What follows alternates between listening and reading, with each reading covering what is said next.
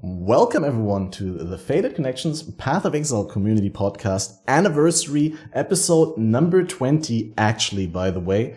BALORMAGE is going to make it here sometime later. We have no idea, but we're sure he's on his way. And today we're joined by the awesome Yoji and the awesome Uber Elite. And yeah, because we don't have a whole lot of time, don't want to rob our time with the introduction. There's a lot to talk about. The Blight patch notes have been released. We get the gem information. We got a development manifesto, and that all within this week. So there's a lot of material to talk about.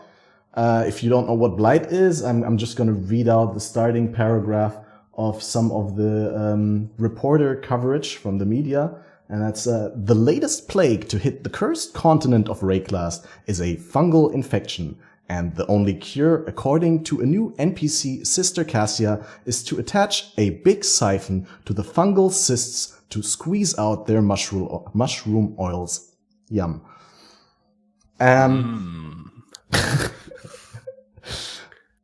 Just a quick introduction round. Yoji, we all know you from the amazing real trailers, the honest trailers or actual trailers for the Path of Exile release announcements, and a lot of comedic and fun educational content. But if we don't know you, what would you characterize yourself with? I'm some guy from Germany. I'm the only guy in Germany who actually has humor, and I make funny Path of Exile videos sometimes. I used to make a lot of videos and like stream full time on YouTube all the time. Now I just like try to do it while I actually have like a full-time job and work and all that kind of stuff. But I still play a lot of PoE, always have. Try to stream as often as I can and make as funny videos as I can, and sometimes like do some discussion stuff as well on YouTube. And yeah, mostly play solo self-found these days, but softcore, not hardcore, because if you don't have that much time to play, hardcore is kind of super mega punishing. And but solo self-found is still nice because the progression isn't so fast. So that's what I'm mainly doing. I do have a lot of time to play, and I get punished in hardcore all the time, so I can understand that. Yeah, Uber, you're one of the most knowledgeable players I've ever seen in Path of Exile. And whenever people have crazy questions about mechanics in Path of Exile, I always send them to you. So, how come that you know so much about PoE? Since when have you actually played, and what's your background there? And how do you get that name, Uber? So I got this name. I made it when I was like 14. And so that's I don't know how I actually came up with the name because I've used it for so long. But as for PoE, I've been playing since 9.12 or so. And I haven't taken that many breaks. Like 2.0 was like the only time that I really took a long extended break from PoE where I didn't really play. Like I would play for like at most a week, and then I would quit until around Essence League. So just playing a whole lot, and overall there's a weird thing for me with mechanics where I'm always interested in like weird mechanics and all of that stuff, things that interact weirdly, and I do that in pretty much every game. But since I've been playing PoE for so long, naturally it kind of ends up being a lot. Like PoE overall is a lot deeper. It has a lot of weird mechanics, so to speak. So just an interest in that overall is how that ends up happening. Yeah, I figured. Just curious. I think so too, because like I played PoE for quite some time, but I've never really like had an interest to like delve like too deep into like the super finicky stuff. I always kind of like optimize for like 80 to 90%, and then when it goes to like, okay, how does this tiny beanie bit of my build interact with this tiny build part of my build? I always kind of like stop because it gets like too crazy. I think that's where you keep going, and I think that's I can definitely see how you and then get like all these like super finicky bits right. I think BALORMAGE is here. Yeah. It's happening!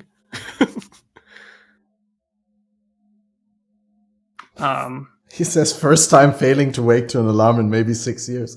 Sick. It's actually pretty funny because this very morning, I actually my alarm clock didn't go off as well for like the first time in forever, which is super hilarious. I still woke up because we live next to church, but so the church bells woke me up. But yeah, same day.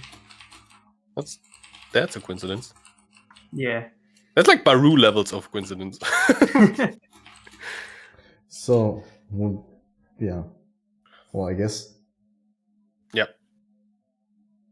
The other thing about the mechanics too is just like there's like always these small things that I kind of just randomly take note of, and then at some point I'll just randomly remember it and be like, oh yeah, this could be kind of interesting. And again, I need to get back to making a notepad of these like weird mechanics, because it's gotten to a point where like I could come up with a lot more interesting stuff faster if I had like a notepad of that kind of stuff. Like the whole Val skill thing happening was that was tough, because like I'm like I really want to stay quiet on this, because like if this is true, this could like completely break the game. And so I had to like get all these things for that setup first, and then test that before suddenly like people Random started nerf going hammer. crazy about that.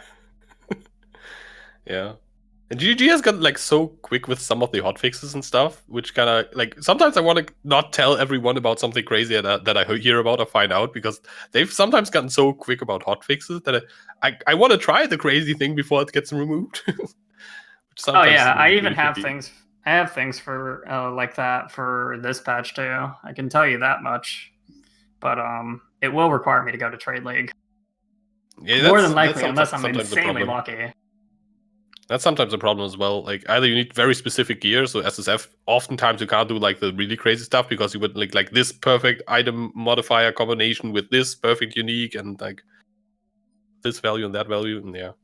Honestly, people are going to do it in standard anyway, so I think people like I know there's people that already know the things that I want to do. So, and it's not exactly build related; it's actually market related. Oh, all right. Yeah, that doesn't interest me in SSF as much, so I'm fine. Yeah, it will be like if you're playing like softcore SSF or whatever, you really don't care about it, but like in hardcore it's gonna matter. Yeah, in hardcore you always have to min-max a little bit more, and like especially like just stack in enough defenses as well. I think hardcore build making honestly has always been more interesting to me, and that's also what made the switch from hardcore to softcore. I actually tried like 3, 4, 5 times before I actually could stay in softcore without feeling like my build didn't matter. I didn't see the point because the characters didn't feel like as meaningful because they couldn't die, and there was like not as interesting of a journey there.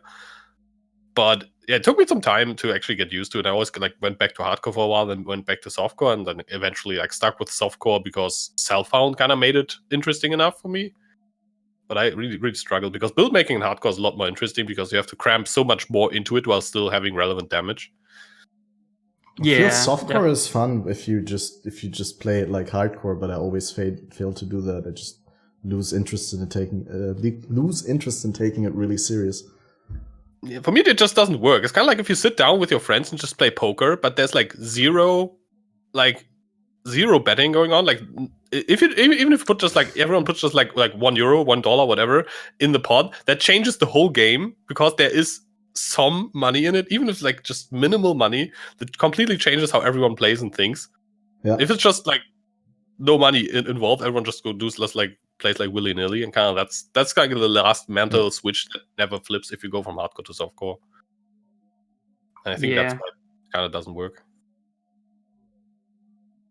I mean, there's going to be people that make a lot of currency in softcore with the stuff, but it's definitely it's definitely interesting. Like one of the things for me for softcore, one of the main reasons I would ever like switch to softcore, well, one, I've thought about switching to softcore and trying to get other people to play softcore in protest of the of the 6-second disconnect timer.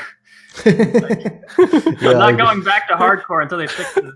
And before people actually do that, hardcore gets less and less populated, and then GGG is like, we're removing hardcore because nobody is playing it. Oh, great, yeah. Rip. But like the main thing is that if you want to be a content creator, like if you look at Mathel, he just throws his characters at Atziri or Uber Elder or whatever. You can do that and not risk the character, right? Like in hardcore, you don't want to do that. You don't just want to throw your level 80 character at an Uber Elder because it's probably gonna die. It's not ready for that stuff, right? Like I was, oh god. Yeah, you I can hate make to a call lot out of, like, Ziz on this, but like last league, he was throwing his level 80 characters at T14 maps with triple damage mods, and I'm like, dude, are you serious with this? They just like fall over. Dude, you just gotta Like I push. understand why, especially in Legion. Holy crap. like his endurance charge generation was like for some reason really bad when it should have been all right, but I was like, dude, are you serious with that? Like, there's no way I would throw a level 80 character in T14s in hardcore ever. Like, it's not even worth the XP. You don't even get that. You don't even need like the higher level mobs because you still get full XP from like mid-tier maps, right? Yeah, and you're probably not going to have the damage to clear them fast anyway. So like, Yeah, So in the yeah, end, clear you is just low run and some getting low the same tier. XP. like you literally like once. If you're like 1 or 2 weeks into a league, you have like a billion low tier maps. You just throw them in. You just like transmute them and go. Yeah.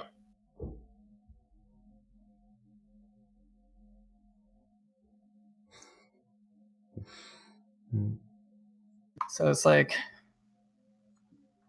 yeah, it's softcore is really good for that kind of stuff where you can get through a build way faster Yeah. than somebody in hardcore can. You can test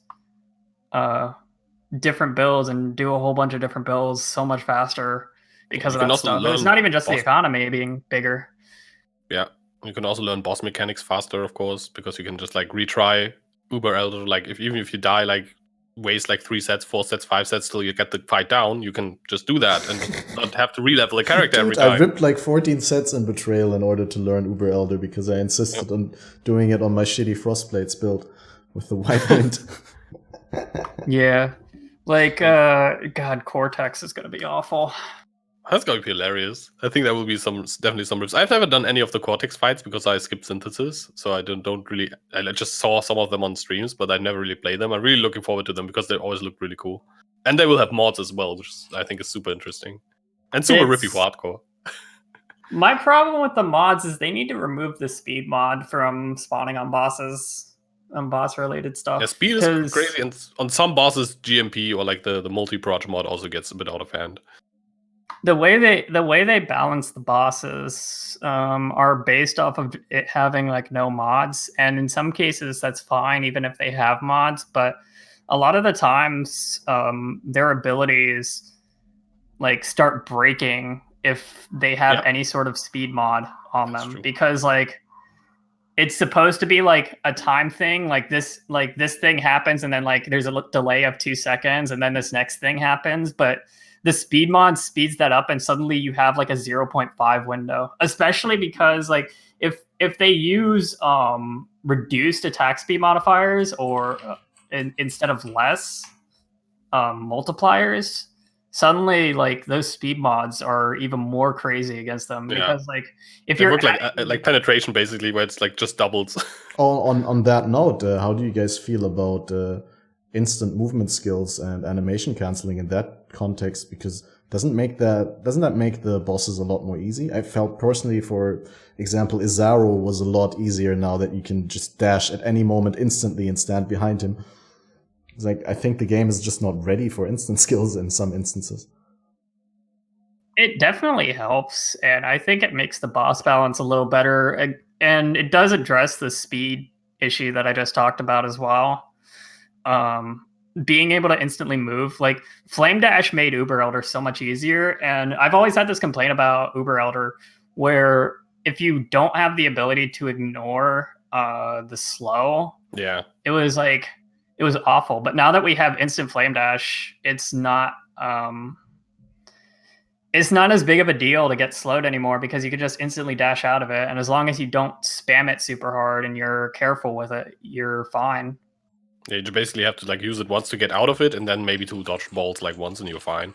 I think honestly, the instant movement skills, they make some fights easier, but in my opinion, for the right reasons, because they give players more agency and more control over their character, which is, I think, the right reason to make stuff easier. So they could now theoretically just adjust bosses a bit more if they feel like some bosses got too easy because the slam windups are so slow that it's too easy to dodge, and just like reduce the windows to adjust like to the higher player reaction speed that we now have. Because before, like, there was not much worse than just getting stuck in, for example, multi-strike and then getting slammed. And you start the multi-strike, see the animation, you're like, well, in hardcore, you probably try to log out in time, and in software, like, there goes my XP, and I'm dead. Also, Balor is here, and the layout is screwed up. Yay! Welcome, Balor. Oh, wait, your mic is muted, I think. Yeah, your mic's I don't know what broken. you're on about. I was here the whole time. Okay, US Central doesn't seem to work for Balor, so I'm gonna try and go back to Central Europe.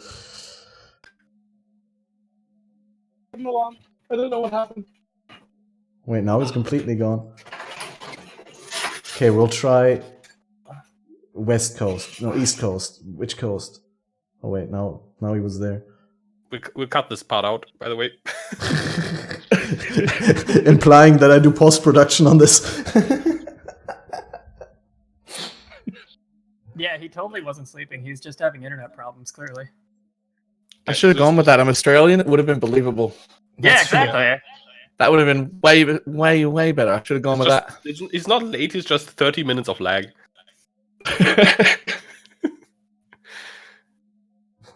No, you know how they're like always ahead. He's probably actually 30 minutes ahead of us right now. He just played Blight. That's why he's late. From the future. He was in queue. He was in queue. Oh man.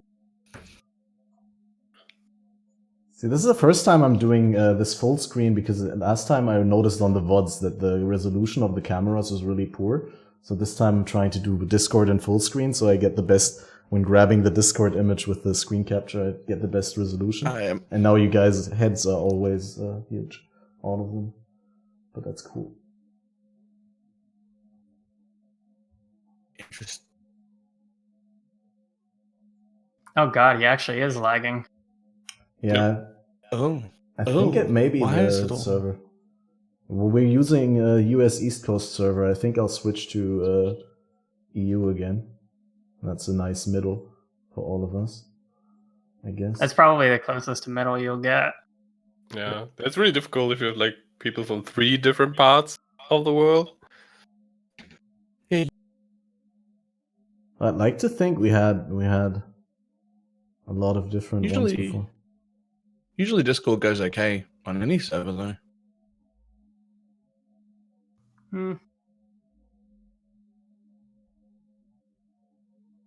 Yeah. You're freezing. But can you talk, Balor? Yeah. Hello? Yeah. Testing? Yeah, That so works. the sound works fine. It's just the visuals. Then we'll have to go with that. That's fine. Yeah, as long as sound works, I mean, that's what's important. All right. Then this is the second introduction. Welcome everyone to Faded Connections. By the way, episode 20.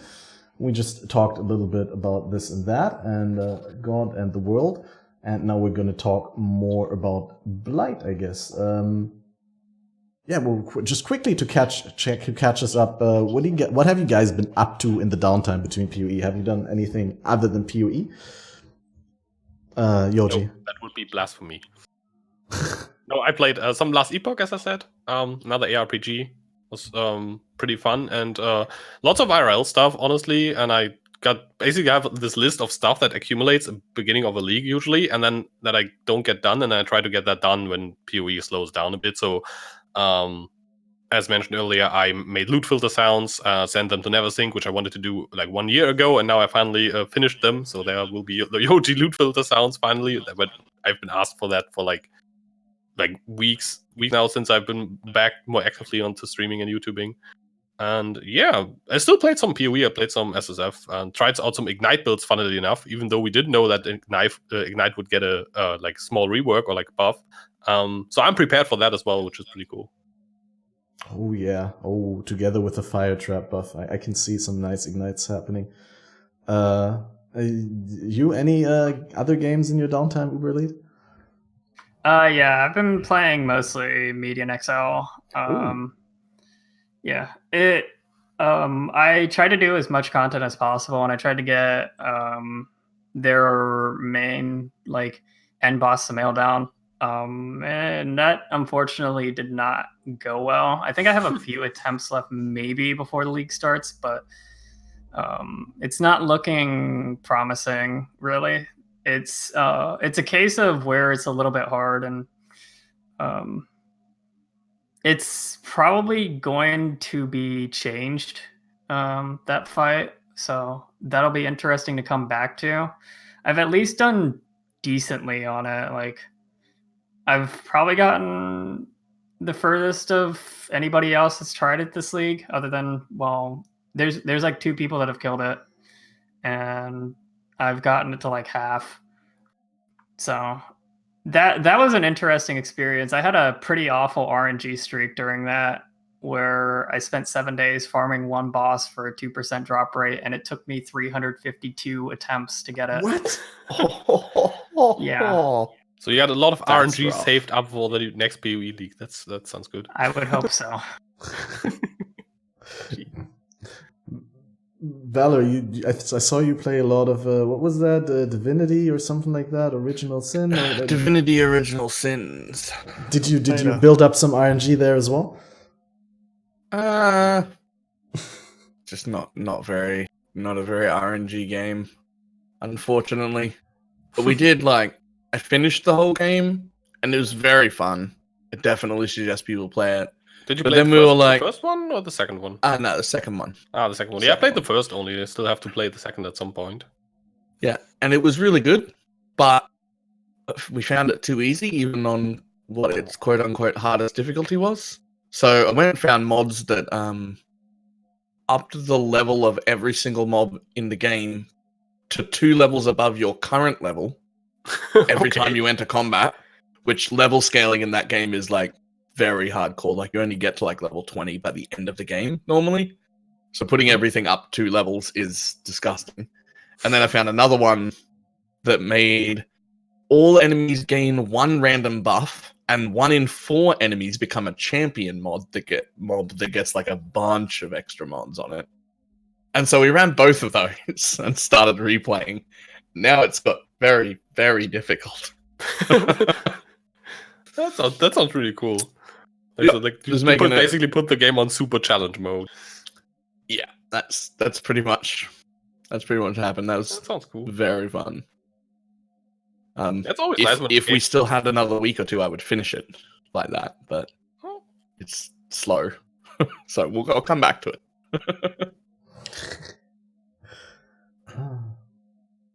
Yeah, I always like when games are moddable, because you can actually, if you have any issues with the game personally, you can always be like, this is too easy, or even this is too difficult as well. You can always change stuff up. So I love moddable games, single player especially. I almost always make them harder. Because I don't know. Generally, I don't know if I'm a really big fan of modding normally, but I'm a big fan of modding the way I'll use it, which is I will just make everything murder me far more frequently. I have a problem. I really like it when a game kicks my ass instead of the other way around. If I could just struggle and grip and claw to get through every tiny little bit, and then eventually just manage to somehow beat the bosses, how I feel about it, then I'm gonna really enjoy that game. That's what I want. I want to get my ass kicked. It's fine. Speaking of things where things I would do if I had more time, there was that new, and speaking of also mods, there's that new, or not even new, just like heavily changed mod for D2 Annihilus or something, which has a whole bunch of PoE elements on it. And I've been wanting to check that out, but I just don't have enough time before the league starts now. So It's on the list for next league. yeah, definitely. After Borderlands. Yeah, that Yeah. too. Man, everyone loves Borderlands. I don't even know if I've played any of them. It's interesting. It's really cool, and the humor is really on point as well. Like just playing through the campaign, even if you don't want to dive into like the whole like end game min maxing farming stuff, just going through the campaign just for the fun stories and characters and all that type of stuff alone is already worth it. I have this thing where I just don't enjoy first-person shooters, and the reason for that is because I'm shit at. Yeah, I have that as well. I'm just But Borderlands kind of woefully bad. works. But it's PvE, it's not PvP. Like Yeah, plus you can actually, like, it's an ARPG, but I so you can't can still aim. outstat stuff. If you're too shit, you just farm like for 2 hours and you will be fine. There's a class that that helps. literally doesn't care about your aim. Like Gauge, you literally can like aim at the floor, and it's actually some cases better to aim at the floor. What? Okay. There's like literal speed runs of Gauge where I think people are like half the boss fights are literally just them shooting the floor, just looking straight down and shooting the floor. But that's also abusing bugs where they just like stack a certain ability. Yeah, there's always like. It doesn't like, sound quite people- as if it would be intended, to be honest. It is actually intended where like they have characters where you don't really need to aim as much. Yeah, I mean I think that is probably intended. I remember like what's called the Ninja Dude Zero, where you can actually viably play with like sword melee combat as well, so you don't have to Yeah. aim as much. Too bad Kunai gets nerfed, which I don't think anybody's gonna get that. But old Borderlands 2 jokes. I guess I never was like too deep into the Borderlands 2 stuff. I played through the campaign, farmed a little bit of stuff, tried to make some fun build combinations, and then moved on. Yeah, it's fun. Looking forward to, or looking towards a Blight League launch tomorrow night. How hyped, now that we know everything about, well, all the information, not exactly how it plays out, but now that we know pretty much everything that we're gonna know before the launch, how hyped are you about that central mechanic, the towers themselves, the Tower Defense League? Does it look better than when they first announced it to you, or worse, or like, yeah, you still open towards it, or you already I think it looks like, I've been telling people that I think this league is literally just going to be like, for most people, since a lot of people on like Reddit and stuff are mostly just going to play like pretty decent builds, they aren't going to have to focus on the league mechanic as much, except in like the insane maps. In which case, like the way that the devs described it is exactly how I envisioned it. Like, people are going to find what works for them. People are going to find what like streamers do and stuff. Like, there's going to be a lot of streamers where they're like, oh, let's just put like chilling totems on these or whatever, and then just like put this, and this strategy just works almost all the time, or if not all of the time. So we can just do that over and over, and people are going to like adapt to that. Obviously there's going to be some people that are actually putting in like a strategy and all of that, especially, and that's only going to really matter if you're playing like a mid-tier or a low-tier build, I think. So, and that's how the devs are describing it as well. So that's promising. And they said they've changed a whole lot. Like, some of the tower stuff looks like too dense or whatever, but they said it's played out pretty smoothly. So it's definitely an interesting thing for me. I think it's going to be fine. Yeah. And I think it's actually going to be kind of interesting. I mean, the rewards look very similar to Legion, so it looks totally fine to me. And in terms of like major boss content, we already have the old stuff being more accessible. Like, it's been so long since I actually killed Ol, and I've never killed Cortex, so yeah. Synthesis coming back and the delve scaling being changed so that it's easier to reach the depths where you encounter the interesting bosses. Yeah, I'm really excited for the delve change because one of my main issues was always like once you get to maps, you kind of have to do like lower tier level delves, and then they have to. It takes a while for them to catch up to the point where you kind of can do the same maps as the delves, and it gets out of sync again like later on, and then you have to catch up again. And I hope, and that's they said that's the intention. I hope that they will actually get it to a point where it would kind of sync up and make sense to just like go delve map back and forth, and actually get to like get both to be like equally rewarding. Like before, like in 3.7 now, for me it always was like try to get to like to the point where I can drop tier 16 maps, and once I'm there, like that's kind of like where I'm wanted to go in the first place, and then I try to find some bosses and delve deep as my character gets stronger. Yeah.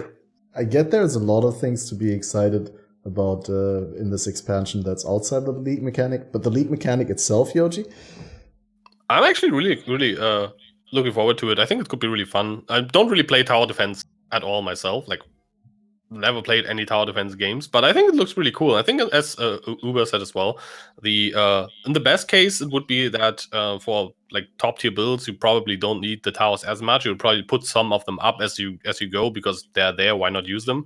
And just like be able to probably clear most of the stuff fine without too much like putting too much thought into that.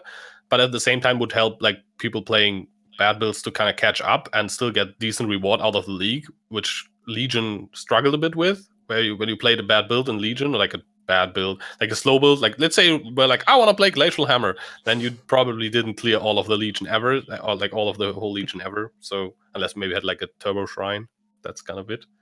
And I think this is a good way to make like lower tier builds actually catch up and get almost the same rewards out of it. Maybe not as fast, not as fast, although the Stream of Monster definitely limits how fast it can go, which probably will annoy some people who want to go like super speedy fast, that the monsters don't spawn all at once. Kind of like Harbinger at the beginning, people were like, this is too slow, I'm just standing here waiting for mobs to spawn, what is going on? This is not the PoE I know. And now yeah, I think I can see that problem with Blight as well for some people, but I'm going to enjoy it. I don't play that fast anyway, so I'll be fine. I'm probably going to enjoy this at Crablow, to be honest. I'm really looking forward to it. They did say that while there will be like a wave timer, if you kill the last mob in a wave, it will instantly spawn. And for the people who are worried about it being too slow, like there's a maximum amount of time before another wave will spawn, whether you're done with it or not. But if you can go on the other end and be too fast, it will just force the spawn of the next wave quicker and quicker. Yeah, that's I think pretty good. Which is good. So you don't have to wait between the waves, but like the mobs still have to like come out one by one during the wave, I guess. So I think there will probably be builds for which even that would be too slow. That's kind of what I meant. Yeah. But I mean, something will always be too slow for some super speedy build. So I think overall with the timer between waves not being there, I think definitely is going to be fine then for the majority of people. Yeah, you don't see speedy builds doing breaches nowadays, generally speaking. Yeah, which is pretty crazy. Yeah. Well, they did. I'm a little on the the breaches, fence right? about that. They did this time. They're gonna open. Well, are the ones in maps also gonna open quicker? I thought there was something that they did about breaches Or in is it maps, just but the yeah, the actual ones in the domains for sure they go faster. But I thought they did something about breaches in maps. If it's only maybe they just doubled the map device modifier from Zana, that it's 2 breaches instead of 1. They doubled that for sure, yeah. I think it was only the domains to make them more like the scaling, the HP scaling a bit better, so like the pure Chayula wouldn't have less life than the pure like Tall and whatever. But I don't think they did like anything to the map breaches themselves, other than the Zana mod 2. I'm very on the fence about the blight mechanic right now, because there is something we don't know about it yet, and it's the first thing I thought of when I saw it, and it's the only thing that's going to matter, and that's how that UI is for building towers. Like, we've seen it, but we don't know how it functions, and if it's smooth and nice to use, and then I'm happy every time I put down a tower because it's a really smooth, easy to use UI. Yeah. Then the Yeah. whole league's going to be fantastic. And if it's clunky and awkward and annoying, and I'm frustrated every time I need to put down a tower, then it goes the other way. Yeah. I think that's all it comes down to. It's just, If, is the UI good? yeah, if making It's- towers in a tower defense game is not fun, I imagine it has a problem. Yeah. Yeah.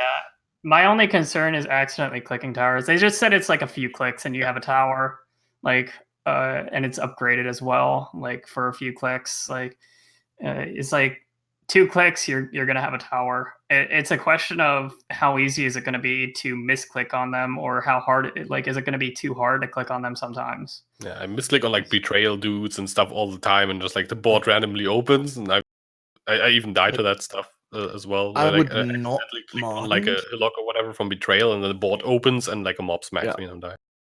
I would not mind if you had to like hold Alt to interact with the tower, like, or your pickup loop button, like whatever that is. I would not mind if I had to press that button to interact with the tower.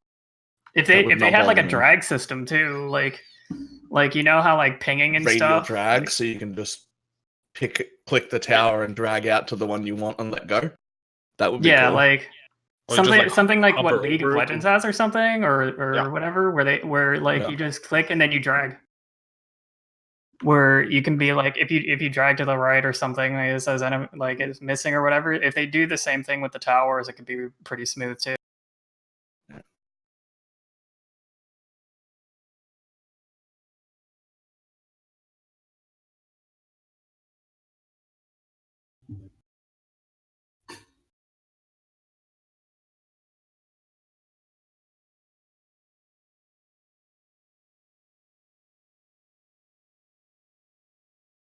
I do really No. trust Neon, and No, we heard you.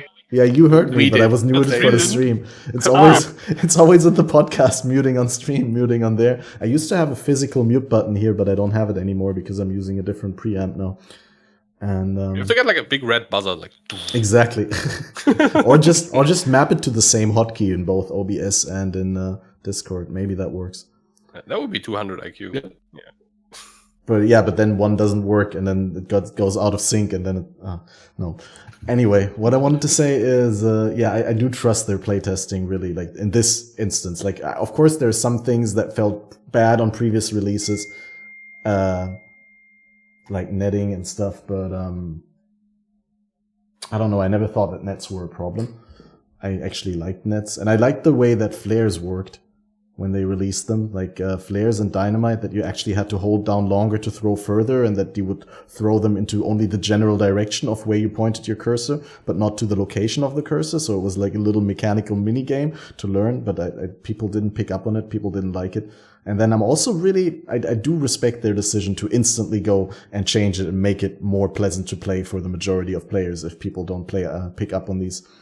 So yeah, I do trust that it feels good on release, and I do trust that if it doesn't feel good, that it actually that they're actually going to change it within a weekend or something like that. So I don't worry, and I'm personally a fan of tower defense as like a mini game. Played a lot of this little flash game called Desktop Tower Defense back in the day, but I never tried any other tower defenses, no Warcraft 3 mods or anything. So I'm actually hyped to get that in my favorite game that I spend a lot of time in. And you know, it's easy to get burned out on PoE, so it's great if we get a little bit of a change of pace and change of thematics within the game. If it's not always the same, you know, click object, monsters come out, pick up the loot, and go. I mean, it is technically the same, but how many twists can you put on that anyway?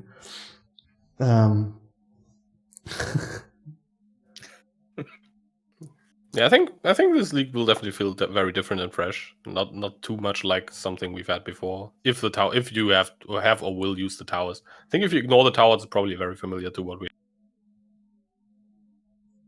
So I hope the towers would at least be like somewhat meaningful, at least for the big like blighted maps where you have like this huge blight thing. I hope for those maps, and once you get to like tier 15, 16s, I think that's where the towers should start being meaningful, even for like more powerful builds. Maybe not like for like headhunter tier builds or whatever, like going completely meta crazy stuff. But yeah, that would be kind of nice. I kind of want to be forced to play with the towers as well. But as I'm going SSF, so I'll probably be like a lot weaker than the average like trading build, of course. So I would assume that I will definitely use the DAOs and need them if I want to like progress quicker. Yeah, definitely. I definitely see like a lot of. I definitely think it's going to be a good idea to experiment with the towers and like find something that works early on too, because like they're going to have those blighted maps, and those are probably going to have enough rewards in them that you're really going to want to have a strategy for them immediately as soon as possible. Maybe if you're not pushing, maybe not if you're like pushing 100, but Yeah. it could be the difference of like you having your map completion or not as well. Yeah, true. Yeah, I think And I really hope those are worth running. Like, yes, really please be worth running those, because if I open and I get the same or roughly less rewards than a regular map, I'm gonna be so disappointed. Because you spent like 2 or 3 times as much time in it. Yeah, and I'm gonna spend extra time specially rolling those to make sure that, they reward me appropriately, and if they're not rewarding, that will be very sad. Yeah, I think they're like kind of comparable to Monstrous Treasure, from like how the mechanic is, because it removes everything else from the map, and there's only the blight, and it better be like rewarding enough, because it will take a lot longer. Kind of like Monstrous Treasure also takes a lot longer to run a map, because you want to roll certain chests. And of course, Monstrous Treasure always interacts with the insane sexton, so that's kind of like what always saves it and makes it worth something. But it has to be worth a lot if it takes a lot longer to run. Yeah, definitely. Yeah, we'll have to see how it works out. So going in the patch notes themselves and the balance changes, I think Balor wrote down that we're starting with the most obvious nerf, Cyclone. Do you think Cyclone's in a good place after it was the big outlier last league? And you think it was a little bit too crazy, Yoji? I think it's probably going to be fine. Like, I didn't play the buffed Cyclone last league. The last time I played Cyclone was right before the buffs. I played it to like level 96 or 7 in SSF. Wow. And that was completely fine. I felt that was all right. So I'm guessing like a regular Cyclone physical. The old one, not physical. I played like with hatred and stuff. That was before like Impale got buffed as well. Yeah. So I played like the normal. I played on Slayer, just spin to win. Very, very basic build, 2-handed attacks. And didn't play the buff one. I mean, rolled the character, like respec the character in standard, and then like gave it a spin just on the new Cyclone. Definitely felt a crap ton better. Like AoE was huge and damage was a lot better as well. But I can't really make a huge comment on this. But I think for me personally, if I would play Cyclone next league as a league starter, I would probably be completely fine. And I would not be annoyed. But if you played Cyclone last league, the AoE nerf probably feels... you will feel it a lot, I think. I had to try not to laugh out loud at that too. Gave it a spin. I can't help it.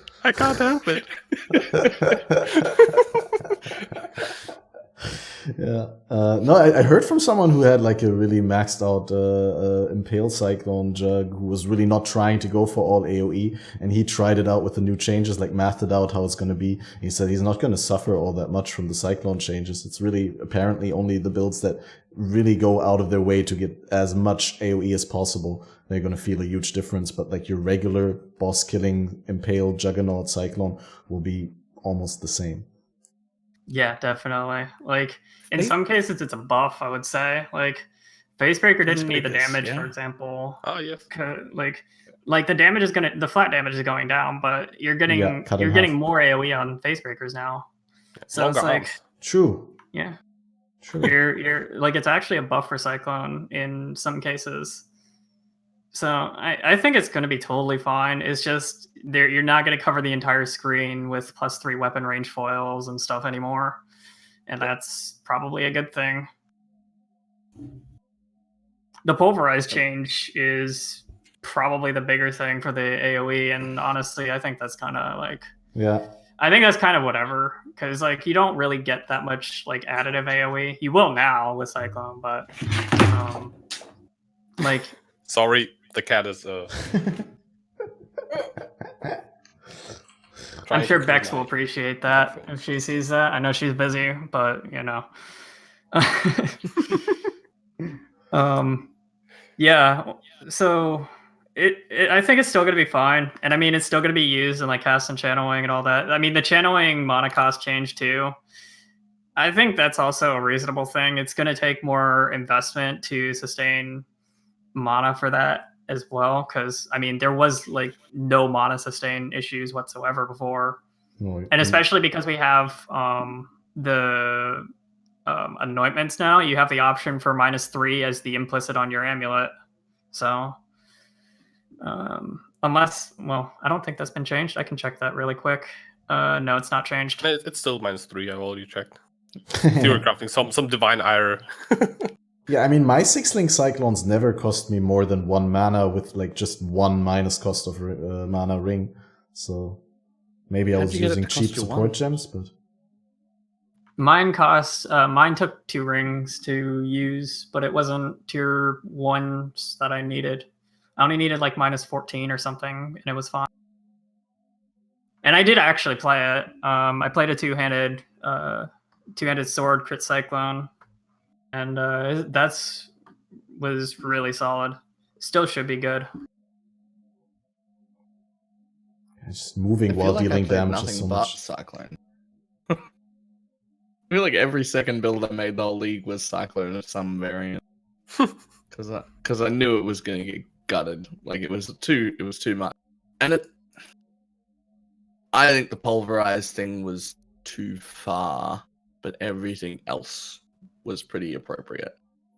Yeah, I think mainly my problem with the pulverized thing is like there are melee skills that really needed that, Exactly. Yeah. and they It still doesn't only hit really need Cyclone. that.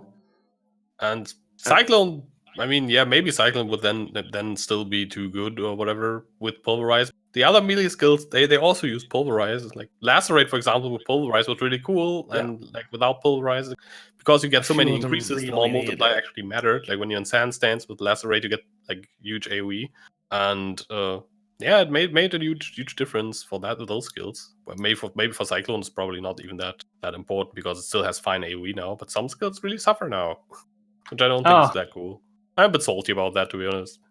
You know what skill is awful? Like if you had a whole bunch of AoE was Ice Crash. That skill is actually probably fine, but the problem is the graphics on it are so bad that it's like unplayable. You just can't see anything anymore. Like, oh, my whole screen is ice. Nice. Yeah, it honestly does decent damage, and it's fine, but that's good AoE as well. Doesn't even have a pay-to-win option, right? There's no Ice Crash MTX. Nope. Yeah. No, nothing. There's So no like they need to space, just fix space ice crash. Yeah, they need to fix the graphics on that, and then people will probably play it. Honestly. Yep. What do you think good about enough to actually get played? Yeah, like I think damage, so. just like damage-wise, it is actually. Yeah, I think damage is there. Cold's really good, like good conversion. Yep. I don't see why not. AoE is great. Like the whole stages thing lets it do like pretty good damage if you position correctly as well. I don't think I've ever used that. I don't think I've ever put that gem in a slot in my gear ever. It was it's only ever been really like it was only ever top tier. It was never top tier in live. It was only top tier in 2.0 beta. Yeah, okay, yeah, that because the numbers were too crazy. Yeah, and then I think they over nerfed it. They have a tendency to do that in betas. I feel like they over nerf some certain things, like when like brutality not being able to poison, for example. I mean, now there's reason for brutality, but Yes. For a long but it time, would be there was fine like to no have reason. poison brutality last patch and just take it out this patch. That would be completely cool. Like, don't think even poison brutality last patch would be popular at all. No, not at all. About the whole physical melee thing, while we're on it, do you think it's fair that Impale wasn't hit at all or adjusted at all? I mean, same goes for Impale as for Pulverize, that, you know, by nerfing that, they wouldn't not only have nerfed Cyclone, but they would have also nerfed a whole bunch of other builds. But I think Impale as a mechanic is really, really strong with really low investment. Do you think it's in a good place right now? I think so. I think there's not enough, like, except, okay, there's one thing with Impale that I don't like, and it's the Watcher's Eye mod for Pride. I think that's too strong. I think that should be +1 Impale at most. But right now, like for an Impale build, that Watcher's Eye is so broken. Mm-hmm. What do you think about the champion extra Impale stack? Those are like, it's actually very interesting. I really like Champion, and I will say this hasn't been touched at all. Champion Rain of Arrows with Impale is actually really solid, and it's also really easy to get a 6-link for without having to use a Tabula, because you have Imperial Legacy, which is super easy to farm. Not to mention the jewel, the lion is also like, if you really want the lionized jewel, you can farm that really easily if you're playing SSF in Act 6. Even at like level 80, it's easy to farm because it's just running a boss over and over. So it's I think Impale is kind of in an alright spot. It was it's the Mudflats boss, the thing you need to advance into the Fetid pool in Act 6. It drops the lion card, so you just kill that over and over. Bow thing drops like the Lionize card. Yeah, that gives a random Lionize item. Yep. So you can get like Lionize Glare from that as well. You can get, but the main thing is obviously, you know, the jewel. Yep. I mean, the chest has a card as well, so you don't really need to farm for that. The chest is basically the thing you don't want normally. I mean, well, I mean, like that's kind of it's a usable chest. Yeah, it's a very usable chest, especially because they gave it a dex requirement so that it rolls green gems. You can actually roll green now. I think that was the best change to that item ever. I was like, dex requirement. Wait a second, I can roll green now. I think they should do that to budget shafts as well. You just give that some int. Yeah, definitely. Oh, that would be so good, Lorica on a hybrid base. Yeah, I agree. You don't even have to put it in a hybrid base. You can even just put a stat on it, kind of like Null's Inclination has it, where it's just like has additional, I don't know, 100 int requirement, and then it can roll blue sockets easily. You don't even have to change. It doesn't have to be the base requirement. It can come from the. Okay, I wasn't even aware of that. I'm not sure I encountered that question. That's why before. I think that's why the reason why Null's Inclination has an int requirement, so you can roll some blue sockets on it and actually put some minion gems in there. Yeah, exactly. And well, that, and it actually gives it it makes it kind of hard to it also makes it harder to put on because 200, like the requirement, it has a high requirement. Yeah, you can't just go like all on the right side and just go bows with it, and because you won't have the int, and you can't all go all minions because it's still a bow need. Yeah, definitely. I definitely think Impale is in a totally fine spot right now. I mean, like the main thing that it was used with was just Cyclone, and even that, like, I mean, the problem is like the last league was kind of ended up just being focused on Headhunter, and Impale isn't actually that good with Headhunter because Headhunter gives you a whole bunch of physical added as elemental, so you're not going to scale pure physical if you want to, you know, go all out with the Cyclone build and Headhunter and all of that. So I don't think we really got to see the full impact. And also Tornado Shot is one of the biggest offenders of abusing Impale. So that the helmet enchant getting nerfed and the fork bug, which was really funny. Like, because I remember like Alk had that really good Tornado Shot character. That thing was insane. But I remember he was saying that like he felt like because he accidentally had his fork quiver on. He had a different quiver for single target, but he was like, this shouldn't be better damage, but for some reason I feel like I'm doing more damage when I have the fork quiver on. Turns out that was actually bugged. Yep. It was actually. And for how long was it in the game? God if I know. Ages. Yeah, I think it was ages. Has increased my single target DPS in Breach.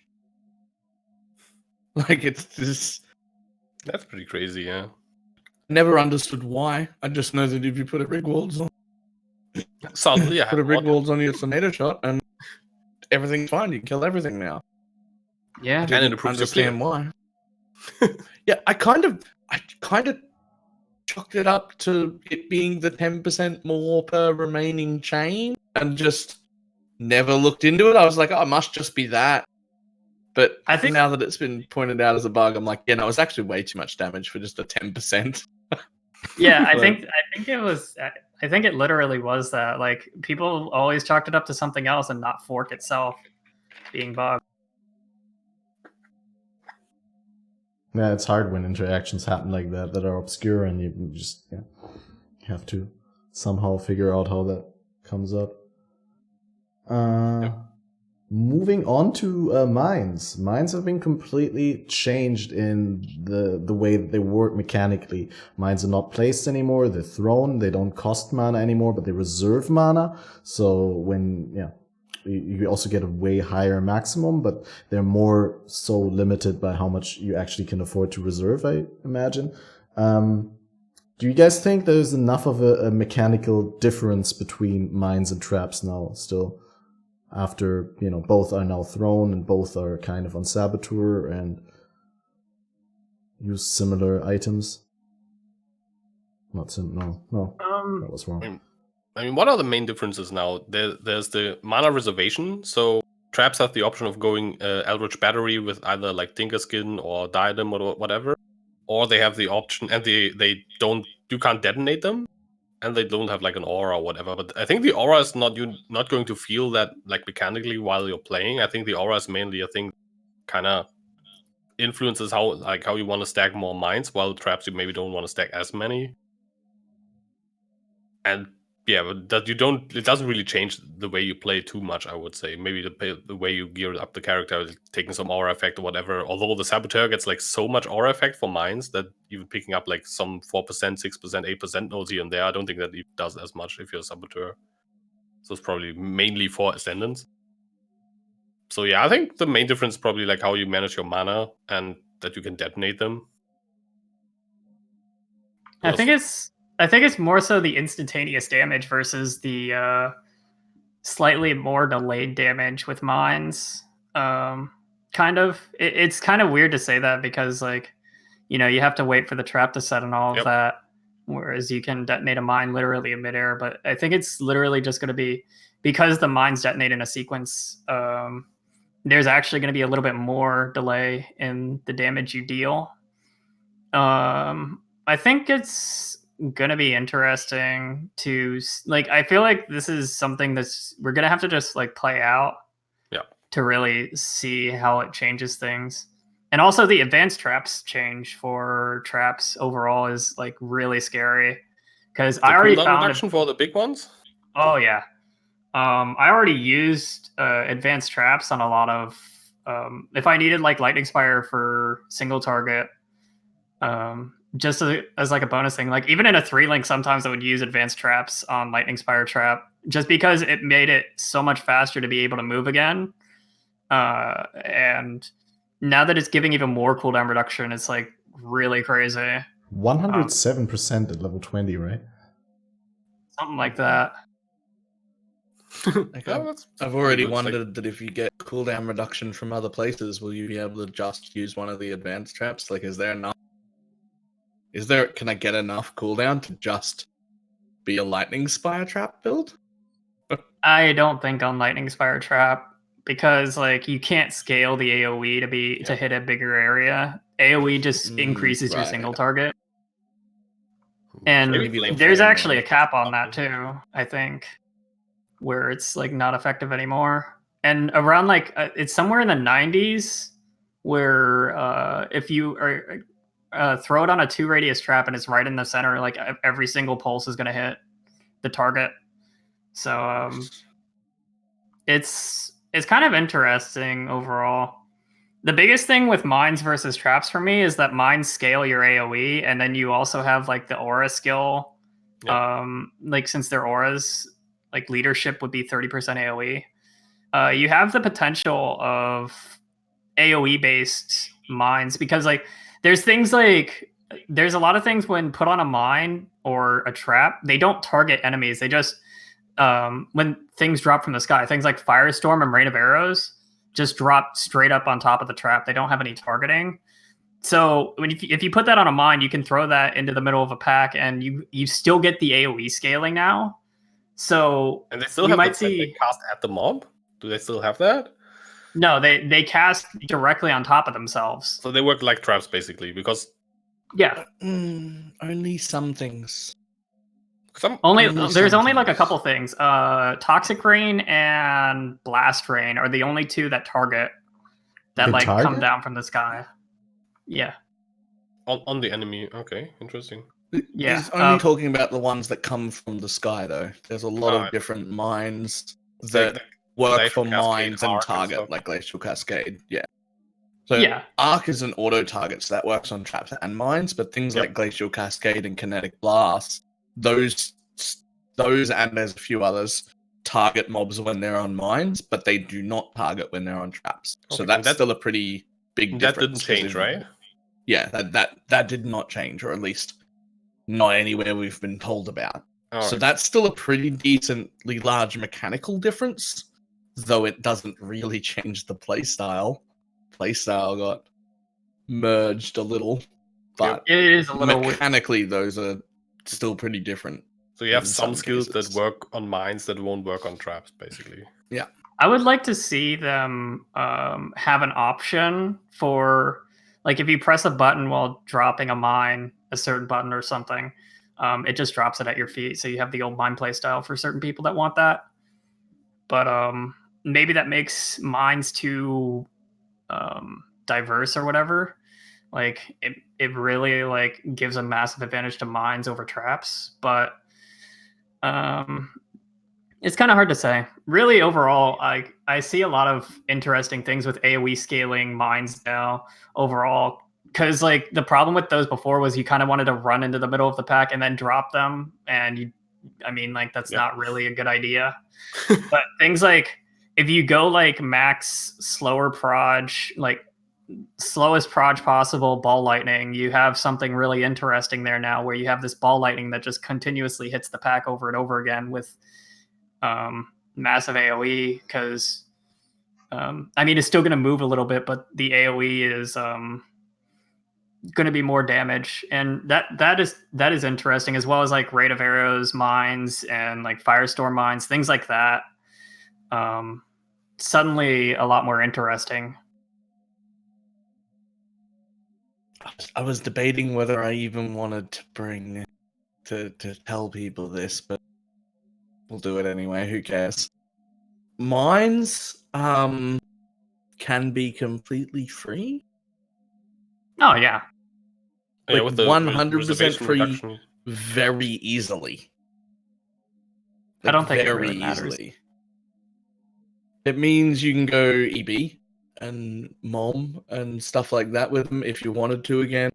You can do all sorts of things with them just costing no mana. You can put it in a Victarios. You could 6-link a Victarios for 20% mana reservation. Yeah. Just that plus the 30-odd% that's on the tree, plus the 20% that's in the ascendancy, and now you don't have to take very much actual normal reservation on the tree to pump that up to 100%, and it can just be 100% reduced and no mana problems at all. The exact opposite of what mine used to be, which is like, how am I going to deal with the mana? Now you can just get rid of the mana cost entirely, and then I don't know. I feel like that's going to be real strong. It's just going to be free mines. There's some pretty competitive like chess piece options over Victarios. I agree. But I think it's definitely an option. I mean, there's an ES chess piece, so it makes sense to use with EB. And they'll have they should have. I didn't actually check. I should have checked. Do they have the aura tag on them? Because they've got an aura on them now. Yeah, they have the aura tag. Yeah, because that means they'll get +1 levels. But a lot of stuff got changed to non-mine auras, right? It's worth noting that only the aura thing only works on actual mine skills, and it's not going to work on the ones where you support it with like blast chain mine or whatever. Blast chain and high impact, I think. I think high impact has an aura though, right? It has the double damage chance thing to deal double damage. Blast chain has the chaining bonus. Yeah, but I don't think that's gonna work on the skill that it casts. I'm not 100%, but I don't think that's. I never really knew how these like tag transferation thingy stuff works that you could do with some skills. I never really got how the whole system works. But I guess we would have to try it out. Because the thing is, the skill that it's using isn't gaining the aura tag. The aura is specific to the support gem. It's the same mistake. Like a lot of people think that the tag tags can be added to skills. It can't. But it gains like the properties. Like you can have a duration property on a skill that has Arcane Surge linked, right? Yeah, but the skill itself doesn't become a duration skill. Yeah, that's why if you put something like Arcane Surge on something, it doesn't suddenly benefit from the skill doesn't suddenly benefit from +2 duration gems or something. That's true. But would it get the damage multiplier from less duration? It should, yeah. Yes. And it'll get if there was in that instance, if there was a mod somewhere that would be increased damage of duration skills or whatever, that would still affect it. But stuff directly on the item won't, because your ability got that tag added to it, but the gem never did. So trying to alter the gem with that new tag still you added will never work. Yes, it's socketed. All right, yeah, that makes sense. Yeah, so something like leadership for the 30% AoE should work on the normal, does work on the normal mines, but I don't think it should work on skills supported by Blast Chain or whatever. Or high impact or whatever it is. Well, definitely something I'll keep in mind though to test once I got my miner set up. I'm not 100% on that, so I'm pretty sure it doesn't work, but I'm not 100%. I think it might, because technically curses aren't auras. But if you put a blasphemy on it, it becomes an aura. Those nodes do affect blasphemy auras. That's true. That's true. But the radius, but the radius of blasphemy is directly, Yeah, that's kind of what it makes me question it. I think it will, but I would not be surprised at all if it didn't. It seems like it would be worth testing, though. Yeah. It could be very, very interesting for AoE. Just overall AoE stuff on mines are going to be interesting. Yeah. Although I will say that the most interesting mine for me personally has been Icicle Mine. I mean, it kind of looks like a Scourge Arrow in a way. I have a mechanical question. Go for it. Since the mines all are auras now, they all get the AoE tag, but do Icicle Mine and Pyroclast Mine, do they actually deal AoE damage? Do they scale with AoE damage? Because they both have the projectile and AoE tag, but they have the AoE tag because they're an aura anyway. So I'm not sure. The only way I could judge it is from the video where they presented the mines, where I'm like, okay, yeah, this looks like an AoE that could overlap on Pyroclast, but I'm not sure about the Icicle. Pyroclast mine, it says on the gem that does the explosion is an area explosion. It does an initial area damage explosion, and then it shoots out a projectile that, as far as I remember, also deals area damage in the area that. So it's kind of like a firestorm drop thingy, but it counts as a projectile. But it also has an AoE on the area that it hits. While Icicle, I think, is just projectile damage from what I've seen. Yes, exactly. I agree. Makes sense. Just because something is an AoE. Just because something is an AoE doesn't mean it benefits from area damage. I mean, it even has the weird thing with Ball Lightning, where Ball Lightning isn't considered area damage. That's the weirdest one. Yeah. Because it kind of implies that it's target limited in a way, but I don't think it is. Might be, but target limit might be high enough. Right? It can only strike so many times per second. I don't know. It's a weird one. That's definitely the weirdest example. Yeah. But Icicle Mine I think is pretty interesting as well. I'm definitely going to try out all the pre-packaged mine. I think the Storm Blast Mine. The numbers on that are pretty crazy. The damage numbers goes the high end is 700. It has an increased damage, increased taken aura. It has increased shock effect. It seems like it would just do a crap ton of damage, but probably the clear is not going to be too great. And I think Icicle Mine looks like, from the footage we've seen, the go-to clear mine, especially if you add stuff like chains to it, or maybe I wonder if projectile speed will increase the area that the spikes travel outward. Probably, assume it but they already seem really fast. Yeah, they already seem to go pretty fast in the footage we saw. They look very, very nice. Pyroclast Mine overall just basically looks like cremation without the corpse requirement, so that's probably going to be good single target, but you're not going to be able to see anything while you use it from what we've seen. Hopefully they fix the visual. Yeah. They did fix Stormblast Mine, because in the trailer it's much more visually like it's a lot less annoying visually than it It's was. not less flashy the now first in the footage we got on the gem reveals. I found Yeah. that as well. But Pyroclasm was still like, oh my god, my eyes, please. Yeah, absolutely. I don't even want to try Pyroclast Mine for that reason. I'm still gonna try I it. guess- It's probably gonna look hilarious and be fun for like 4 levels while leveling, and then be like, okay, back to Icicle Mine. I mean, I guess I've got prescription sunglasses. I could wear those and play. Definitely recommend it.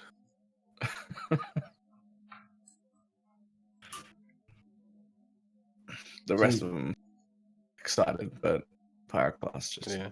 Anyone if you was going to start minor or have like decided on your starting builds anyway? minions. Minions? Yeah. Everyone's minions, right? I'll start minor actually. I'm pretty decided now. Or Ignite. Ignite is like the other thing I think I might start. It's like really, really difficult. I don't want to play Ignite again because I just played it like an SSF Legion, but it's basically going to be the same build but better. Yeah, dude, Ignite is good. Like, I feel like if there's anything that might get slept on, it's Ignite right now. Like in the first week or two, and then we're gonna see a whole bunch of Ignite builds just going crazy. That's what I think. Like you might even see like crazy clear speed body swap Ignite builds even. Yeah, maybe Body with swap pods Ignite. spends and stuff like that. It's like automated, swap around, ignite everything. Although Ignited needs a lot of support gems. Yeah, definitely. I mean, we might even see like Poet's Pen cast on crit stuff, even just because Desecrate not having a cooldown is crazy. That's cool. Yeah. The issue that you raised just a second ago, Balor, that with relatively low investment you can get free mines. I think that hooks into the next topic on the list, the fact that GGG wants to move away from mana leech from casters. So after they already removed the mana leech for casters from Warlord's Mark, or both leech effects actually, from Warlord's Mark. Warlord's Mark is now exclusive to attack in regards to the leech. This time they're removing all other sources of mana leech for spellcasters. And the design idea behind this that they stated is that mana is supposed to be the counterpart of accuracy for a caster. And to what extent do you guys agree with that sentiment, with that design ideal? And to what extent do you think they achieved that goal with these changes? So I actually have said that it's always not been fair that attack builds need accuracy and spells don't. So I can't really now go back on that, I feel, because I've been saying this exact phrase for like a long, long time. But I don't think they really did it. It doesn't seem like they did too great of a job. I think they removed like they removed the easiest part of like how you would normally deal with mana issues on casters without adding like too many interesting solutions to it. I'm kind of on the fence of how successful this would be, but I like the direction. Yeah, I like the direction. I don't know that it's enough. It's not even like you're going to have casters are totally unplayable anymore. You can still, you can easily make it work still. It's just going to be harder, and you're going to actually care about mana regen on like your rings and all of that now. So, mana regen can get to a point where it's good. I think the problem really is that I think the base mana regen might need to be buffed slightly. Like the base mana regen you get based off of your maximum mana might need to be improved a little bit. That could be. But they are adding. That would make scaling a lot more worth it. I think that could be could be tweaked a bit so like all scaling gets better without them having to change like all the nodes on the tree. Yeah. Because if you like amp up the, let's say, the increased mana on the tree on every node, let's say like do tripled on every node, stuff like base mana regen on that like one witch node and on Alira would become like insanely powerful. So everyone just take those then. Yeah, I mean, like, you're not going to have mana issues in the early game, especially if you take Alira. That pretty much counters mana cost issues overall. Mana regen can be a little bit annoying to get, but it's really hard to say. I definitely think it's like not totally dead, and I think the idea of going in that direction is good. I think it's gonna push people to either go into Eldritch Battery or I think like everyone's the going new to use Hierophant Diadem. changes. Yeah, Diadem. I mean, like the new Hierophant changes, for example, people are gonna do like high monocentric, like 50-50 MOM with like Cloak of Defiance type of stuff, even because the new Hierophant nodes, Divine Guidance and Sanctuary of Thought. Yep. Sanctuary of Thought giving 100 AoE is like insane. So. And it's really easy to get the mana cost on your skills really low for inspiration charges on Hierophant too. So there's that as well. Yeah, you have like Especially 50% if you use a reduced channel mana totem. cost still. Yep. Yeah. Only the first 50, not the second one. Like Yep. it used to get free if you had energy shield. Now it'll just be 50% less. But you can always, if you have a channeling totem, the cost is already pretty low. That's true. Yeah. So Divine Ire Hierophant totems definitely does sound like a interesting thing. That's the build I tested. It's not what I'm league starting with, but it's the one I'm putting out a league start guide for. Yeah, Divine Eye totems. that's a pretty safe one, I would where say. I'm like, that's a good like the solid league start that'll do everything. And I mean, like RF totems also got buffed because totems have pretty bad life. Oh yeah, Yeah.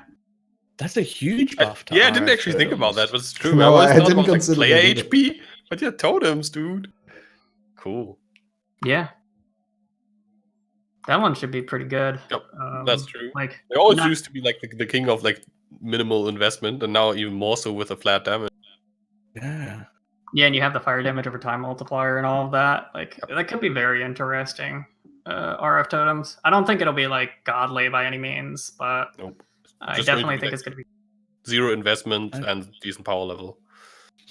So I don't think it's going to be difficult at all to get over losing mana leech for casters, but I feel like the easiest and simplest way out is just to go EB or EB Mom. And people always gravitate towards the easy way out. Yeah, and it's just energy shield leech is fucking everywhere. Like you almost have to intentionally avoid energy shield leech for spells. Like it's everywhere. It's so easy. If I just make energy shield my mana, then we're back to having leech everywhere. You don't even need to leech energy shield, because if you don't go Mind Over Matter, spending your energy shield on skill costs does not interrupt the recharge anymore. So if you have a reasonable pool, you'll just always sustain your costs, especially seeing that you're not constantly spending, but you're always moving in between spending. So it gets a little bit of time to refill. And there's these insanely powerful crafts on the crafting bench that give you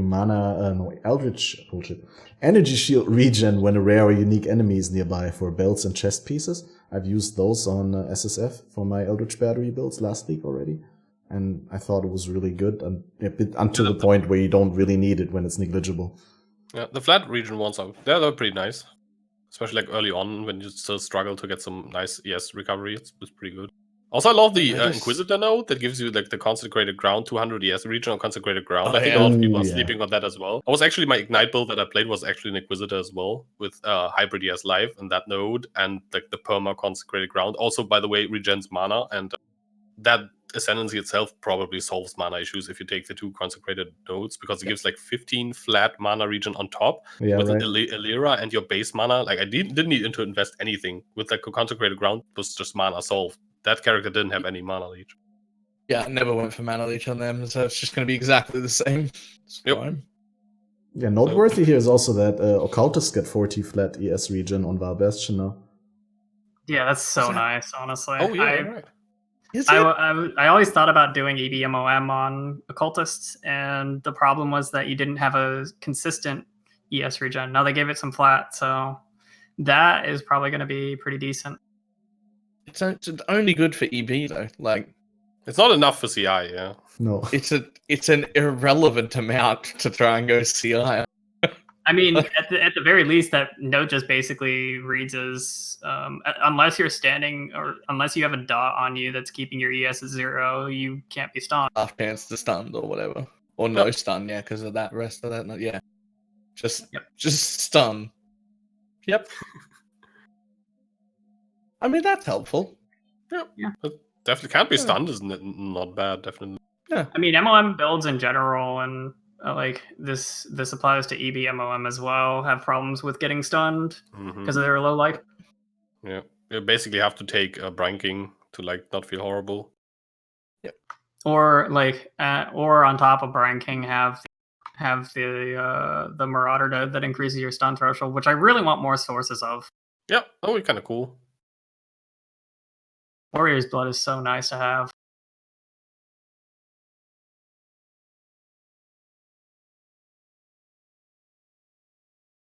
I feel like 90% of my builds use the branking. Like if I'm not stun immune, then I just use the branking, right? Like that's it. I sometimes use Arakali if like I can abuse the recovery thing as well, and if like I'm playing a high life build like on Slayer or whatever with the lead. I think it used to be like super busted with like the whole Valpack Slayer thing, but they fixed that.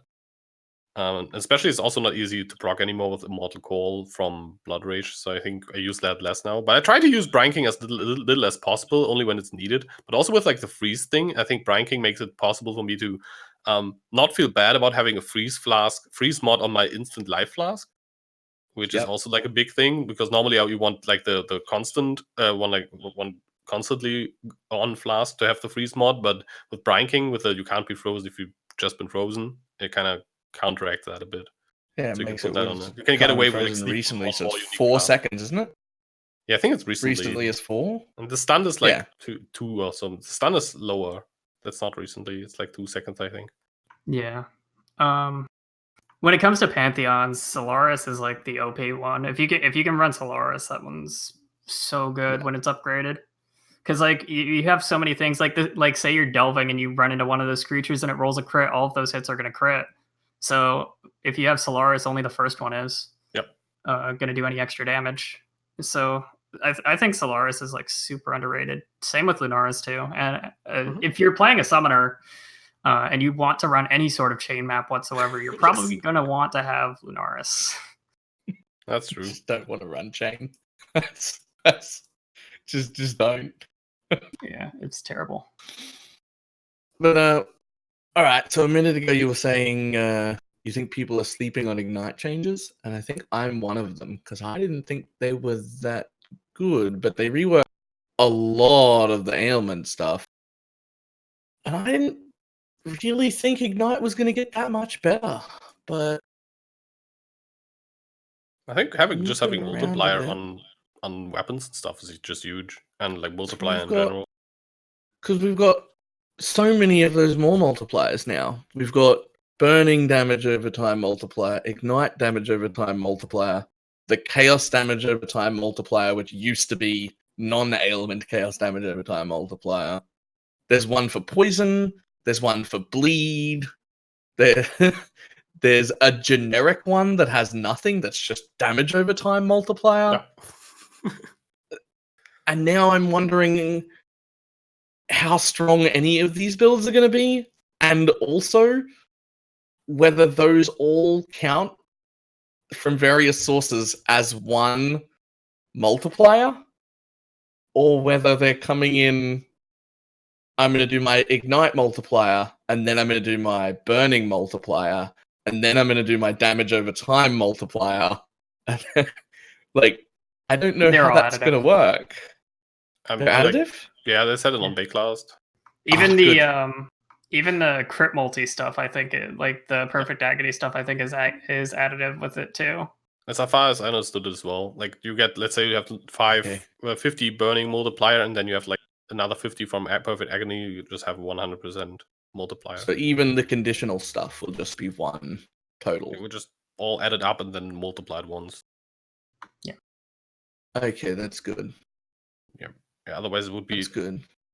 I think it would just get out of hand a bit, because you would then have tried to stack as many different multipliers as possible, and then the whole build making probably get really weird. Yeah. I'm So- like, Yeah. the poison stuff is like, it's interesting to me. I'm still kind of like, when it comes to the poison stuff, the main thing for me that annoys me is the Herald of Agony type of thing.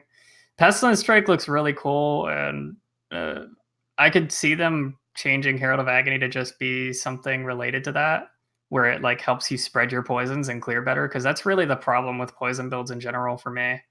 And they have added a lot of interesting ways to deal with clear on poison builds, since they're kind of like a massive ramp up. But I mean, like Herald of Agony doesn't really fit that, and that kind of bothers me a little bit. But you're probably still going to want to use it because it's still more multiplier on your poison builds. So Yeah.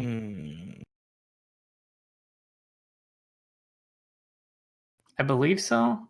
Uh, Nobody uses it for that. It gives chance, Yeah. but everyone. I mean, the minion is still also good at like clearing stragglers and stuff, like like left off minions, even if you don't scale it. But then, obviously, you can also put it on a main build and make it really strong. But Yeah, it has more Huh. poison damage, 10%. yeah, 10% more poison damage. I didn't even know that was there, and I had a Herald of Agony build this. I think the main thing that this does is spawns OP minion. Yeah, Yeah, that's its job. somehow that's hasn't like- gotten Spawn the, nerfed. spawn the That's already strongest gotten nerfed. minion in the game that somehow dodged every single nerf and got It all actually the got minion nerfed buffs. pretty hard, but not enough at all. It was still the third most played build on Hardcore Trade League. Mhm. Yeah, Probably once you got SSF into like the super hard private league stuff, it's like the build most people run here. Yeah. Yeah, I don't know. I actually kind of like the idea of having like a minion that scales well alongside a character that doesn't specifically scale minions, which is kind of like the basic idea behind it. But obviously, this kind of gets too strong once you actually start scaling it. So I think that's No, like the you whole don't- issue we have. You Because don't if the minion scale is it good anyway. enough without scaling, then you scale it a bit on with like support gems, and you build all tankiness Yeah. and just be OP. You just make a jug or something and just put it in a 4-link helmet and then laugh while Uber Elder can't kill you because you're a juggernaut with no damage on you, just full defense. And you're like, Yeah. okay, the full And then- defense ascendancy and full defense all over the tree and not a single node. And you still have enough It's fine. damage on your one stupid minion to kill Uber. Like, yay! I would actually love it if that Herald was something for poison builds. Like if Yeah. it actually felt like I would use it for that. And that it was just sort of like my friend helping me rather than just a turret minion. Like, That there would were so actually many be cool ideas. really good. Yeah. There were so many cool ideas that would be neat on Herald of Agony, like that one like poison RF aura or whatever. Would be not only like a better scaling option, because Herald of Agony as a minion only scales off of being able to poison and Yep. do it fast, but like even just like making it pestilence strike thing so you can spread your poisons out, and like once one mob dies, the rest of the pack is going to spread through the pack. Like, Yeah, that during a given duration, it just charges up on the poison damage that you do. Is that the Pestilence Yeah. Strike, or was that one of the other ones? That's a that Plague Bearer, was- right? Yeah. Yeah. Because that's Pestilence always Strike been is my like the problem with prolif- damage the over prolif time. skill. Like damage over time to me has always felt bad because single target is good, or or at least, when it was good. Bossing felt fine. I didn't mind that, but like clearing packs with poisons and stuff. don't know. Ignite Prolift was the only exception because it Prolift out. Like Caustic Arrow clears very, very well. It's like completely fine. I never liked it. Like if I miss just a tiny bit of the pack, like 1 or 2 mobs, I have to cast again over there. And that doesn't happen when I'm playing other builds. I never miss things. But when they damage over time stuff, it seems to miss stuff. And I don't know why. Yeah, I mean, because it's just this AoE, and if the mob doesn't walk into it and you don't hit it, then you don't hit it. Yeah, that's true. I think Contagion kind of like always dodged that issue or solved the problem. Yeah. So ED Contagion was an exception that I liked. And Ignite Prolift, when that was good, I liked. Poison never had anything. Technically, Bino's Knife, which I guess was usable at one point. Pathfinder Prolift's poison. Yeah, 1 poison. Yep, right? But it's like enough It's to still kill white enough. mobs. Yeah. You have to. Is it? I mean, you have to hit the rare, but I think that's doable. The white mobs still die from 1 poison. Okay. Yeah. I know people have talked about how Pathfinder poison worked perfectly fine, especially with things like Scourge Arrow. Yep. Doing enough poison that it would just basically once one mob dies, the entire pack is going to die because it's got like that cascading effect. Yep. Yeah, I always loved damage over time. Like in most games that I played, I always liked that. The problem, like damage over time, also has is like either it works or it doesn't. Like if your damage over time is not enough to kill a rare, let's say you can't kill a rare with 1 ED, then skill feels bad, man. It's kind of like how it works. Yeah. It has to be 1 tap or at least like maybe like 2-3 hits for like a tanky rare, maybe like a beast mob. But if the damage isn't there, then it doesn't work. But to go back to like the power level question, I think Ignite is going to be insanely strong. Like I did some theory crafting on that, and I feel it might even be a bit too good. It might be. I think they might have overshot a little bit. Not like on the clearing side, but if you play something like Fireball, let's say with like Wild Fireball, Ignite, Prolift, you're just gonna run around and stuff will die, and you will still have really decent single target. I think that's what's going to happen this patch. Yeah, I definitely can agree with that. I think things like Ignite Fireball, Ignite Arc as well are both going to be like Divine really, Ire. really solid. Ignite Divine Ire. Yeah, Divine Ire might be a thing too. Just Ignites in general are, they're scary. I mean, I even thought like maybe somebody can get the damage high enough or the automation of corpse spawning good enough on something like Body Swap to make Clear Speed Ignite Body Swap be decent. Yeah, with a really high AoE now as well on the corpse swap. Yep. Especially with like the Necromancer changes, like the corpse related stuff and all of that. The free shock and chill next to corpses that you spawned. That's so strong. I was also gonna say that about the skitter bots. Just handing out that shock and then chill is. With the skitter bots, I'm a bit on the fence. I think that there's the 2 skitter boys. I don't know how big the aura is, and they kind of stick to your character. But now you throw mines and traps. You've always thrown. So I wonder if the aura is actually like big enough. I mean, and I wonder if the minion aura scales with your aura effect, which would be kind of weird because normally your minion stats don't scale with your aura effect. It does not. Your aura range. So I hope the range is big enough for it to actually matter much, other than defensively. Because I'm curious if they actually nailed the skitterballs. They look kind of cute, but the more multiplier on them is not too big, and the reservation with 35 is pretty high. I wonder how useful the random detonations will be. Maybe they will be good. Maybe they will just be not matter at all. And yeah, kind of depends on how good the shock and the shock and the chill is. Well, I'll tell you what, it's better than Elementalists. Yep. That's true. Everything is better than Elementalists these days, I feel. How is my Necromancer throwing corpses on the ground? Give more shock than Elementalist. Yeah. It's I'm not literally exactly the sure witch that. with lightning shooting out of her eyes, and she doesn't shock as much as the corpse Yeah. person or the robot spider minions. Yeah, the small little cute robot does a better job of Elementalist than Elementalist does, but that's fine. But Elementalist renamed Elementalist has, Golem-Mentalist. yeah, I mean, like Golem Ignite Elementalist is something that I messed with a long time ago, and Golem that Ignite? really hasn't. Yeah, golems with a self-cast Ignite skill. I did a self-cast Ignite Arc with golems alongside it for bonus single target damage, Ah, okay. because it's like dot. You kind of have to wait a bit, so the golems add in a whole bunch of hit damage. It's you That's scaled looking- both.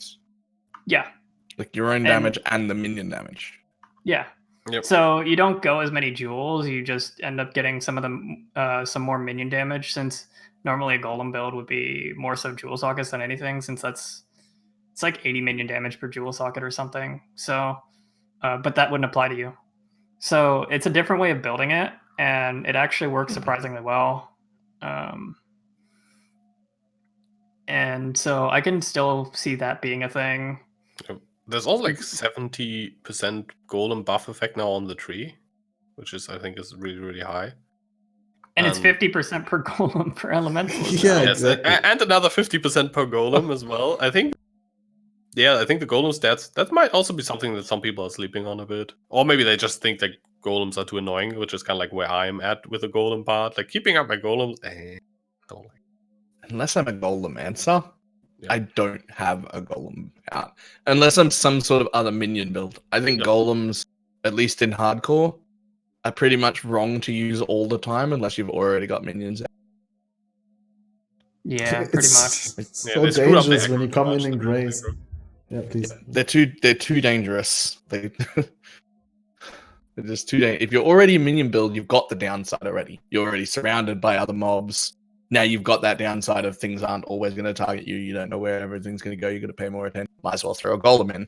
But if it's your first minion, nah. I Just mean, don't for use it. Elementalist is so much better now, because like the problem with Elementalist is that the main golems you use overall is like the main ones that people want to use are the defensive buffs and all that, the Chaos Golem and like the Stone Golem. And now like the problem with those were they weren't elemental immune. Now they are. So suddenly they just gain a whole bunch of survivability, and they're more usable in Elementalist than ever before. So I see a lot, like I can see normal casters just taking those nodes overall, just because of the fact that the golems are actually going to be able to survive so much more easily. I remember one of my viewers a couple of weeks ago he was playing some sort of melee build. He didn't get the enchant on his helmet for his melee skill, but he actually hit the enchant for increased buff effect of your ice golems, and he just went with it because it was such a good buff. He was like, it's numerically it's almost as good as hitting my actual skill enchant. Yeah, I had the same in SSF with I got the lightning golem enchant, and that's so much attack and cast speed, super worth. It's just whoop, I take that. It's fine. I used the lightning golem one. That was really nice. I think I used that in a race. It was like one of those week-long races to 100 that people were doing. I had a hero that I got third on or whatever, and I hit the lightning golem 150% buff, and I was like, well, Not going to get any better. Yeah, and I'm like, because I've said like 100 times on stream, you should not use a golem if you're playing hardcore for most builds. Like there are exceptions, but you just shouldn't use them. And then everyone watched me putting a golem on, and I'm like, what are you doing? I thought you said no golems, and I'm like, but it's got 150% buff effect. It's so much cast speed now. Suddenly, it's worth it. Like suddenly now I'm willing to pay that trade-off of having this little minion near me that's going to attract A buff that is worth dying for. Yes, Yeah. basically that, yeah. But yeah, we were already touching a little bit on the minions. Yeah, take it away, Bella. So we're on golems anyway. The rest of the minions mostly look buffed, but how about Zombros? That's been all over Reddit.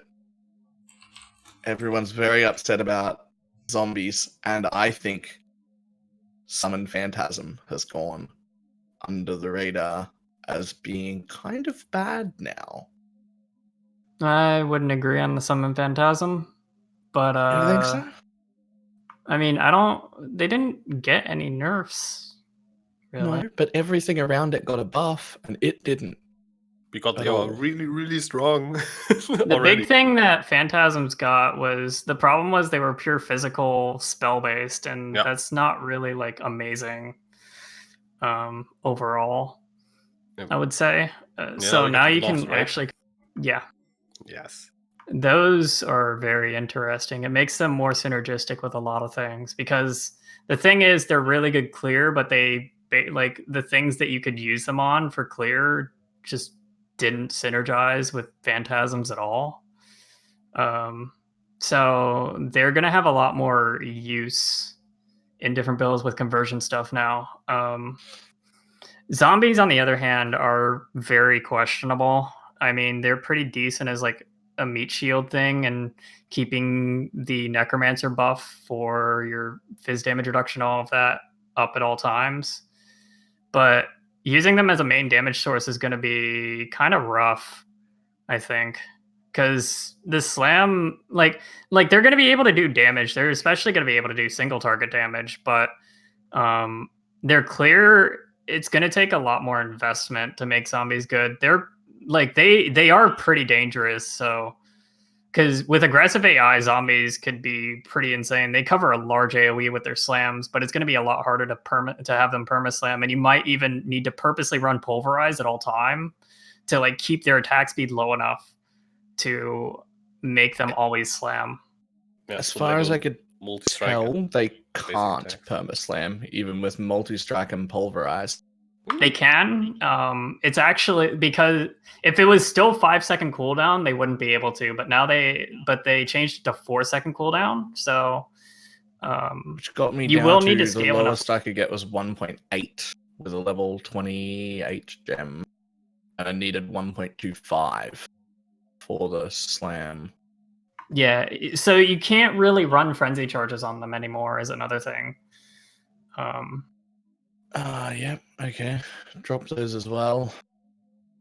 I think it is that is really the rough part. Is that the attack speed scaling overall is a lot worse on them now, and I don't really like that.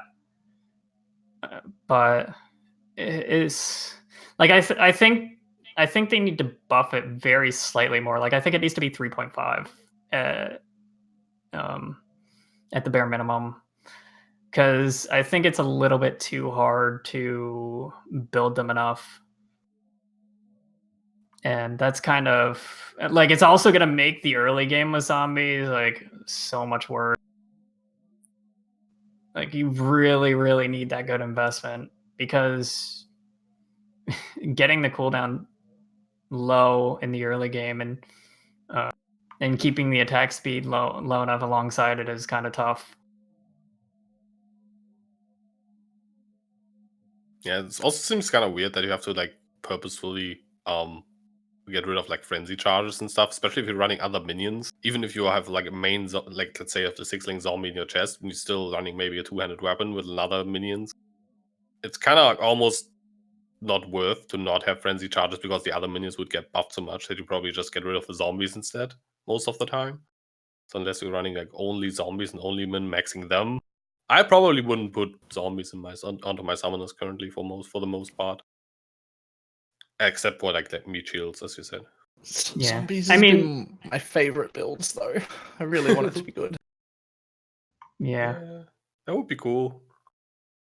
It's just really they're really awkward now. I mean, again, they're going to be solid for just like being there, and they're going to be really nice supplemental damage, especially against like single target. But they're definitely one of the more awkward parts of a summoner build now. Because like you don't want your phys damage reduction and all of that to be like constantly bouncing around. I think so. It's kind of Especially if you ideal to rely have. on it for res, Yeah. which I wouldn't suggest doing, but you might. And What if we that would just be- put like what's called Infernal Legion on them? Well, it's a matter of keeping them alive at that point. Yeah. And that is another problem, is that the amount of regen there is on the tree now actually went down because Invoker's gone. Although we do have Convocation having the percent now. It's a little bit dangerous on that side of things, is the minion sustain, their HP sustain. Although they do have more mitigation, so maybe it works out in the end.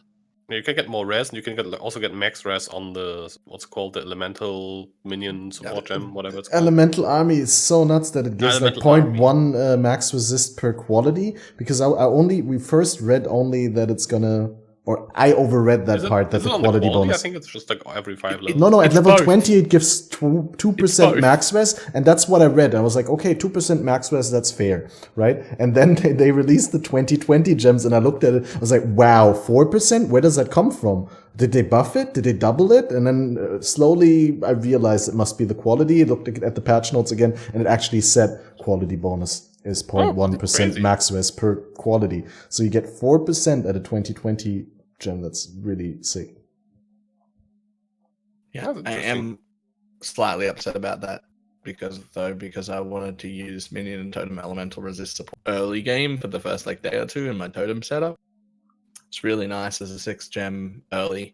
You don't need it late game, but it helps feel a lot better early on. And it gone. Yeah. Yep. At least for totem. See you.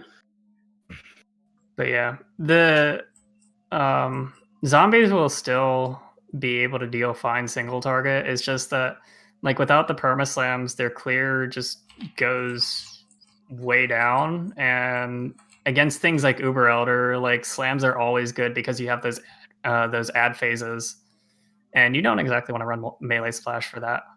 They'll probably still be able to do Uber Elder, but like,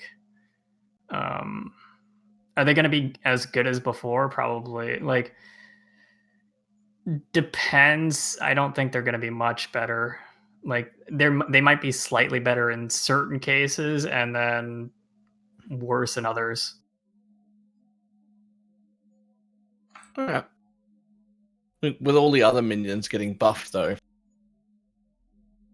just don't know how much I'm going to use zombies outside of just using them for meat shields, which is sad because it's my favorite. I like zombies the most. But Yeah, I think that's kind of like the problem, that their relative power just decreased, even if their absolute power level Yeah. compared to like the monsters and stuff is probably the same, with some other like niche cases where they're better and others where they're worse. But the overall power level for minion builds went up, I would say. So yeah, it's a bit tricky so to justify them. I'm still stuck on phantasms and why you don't think they're shit now. Because you definitely know more about minions than I do. But they struck me as shit because they didn't receive any direct buffs. They were pretty decent to begin with, but everything else got buffed around them. And they didn't even get any of the generic minion buffs that happened. Like, the accuracy changes don't matter because they're spells, and then all the extra plus levels we're getting thrown around everywhere don't matter because it's either locked into an item or a support gem, so it won't receive them. It feels like they're going to be just as good as they are right now, while everything around them is getting buffed. I mean, the only problem I have with them is that you kind of feel like you need faster projectiles on them. I wish they gained some projectile speed. That's like kind of the only thing they need, because you're spending a support gem on them. But overall, like, again, they just have better synergy with other minions now. And the problem with Phantasms is they just didn't synergize whatsoever, whether it be because they did a different damage type, or because you couldn't, use them, which is probably still the case in those builds. It will always be like, either you had another minion that would do like physical damage as well, but be attack based, or you would have another minion that casts spells as well, but does elemental damage. So you always had like scaling issues, couldn't share the support gems or use the support gem as well.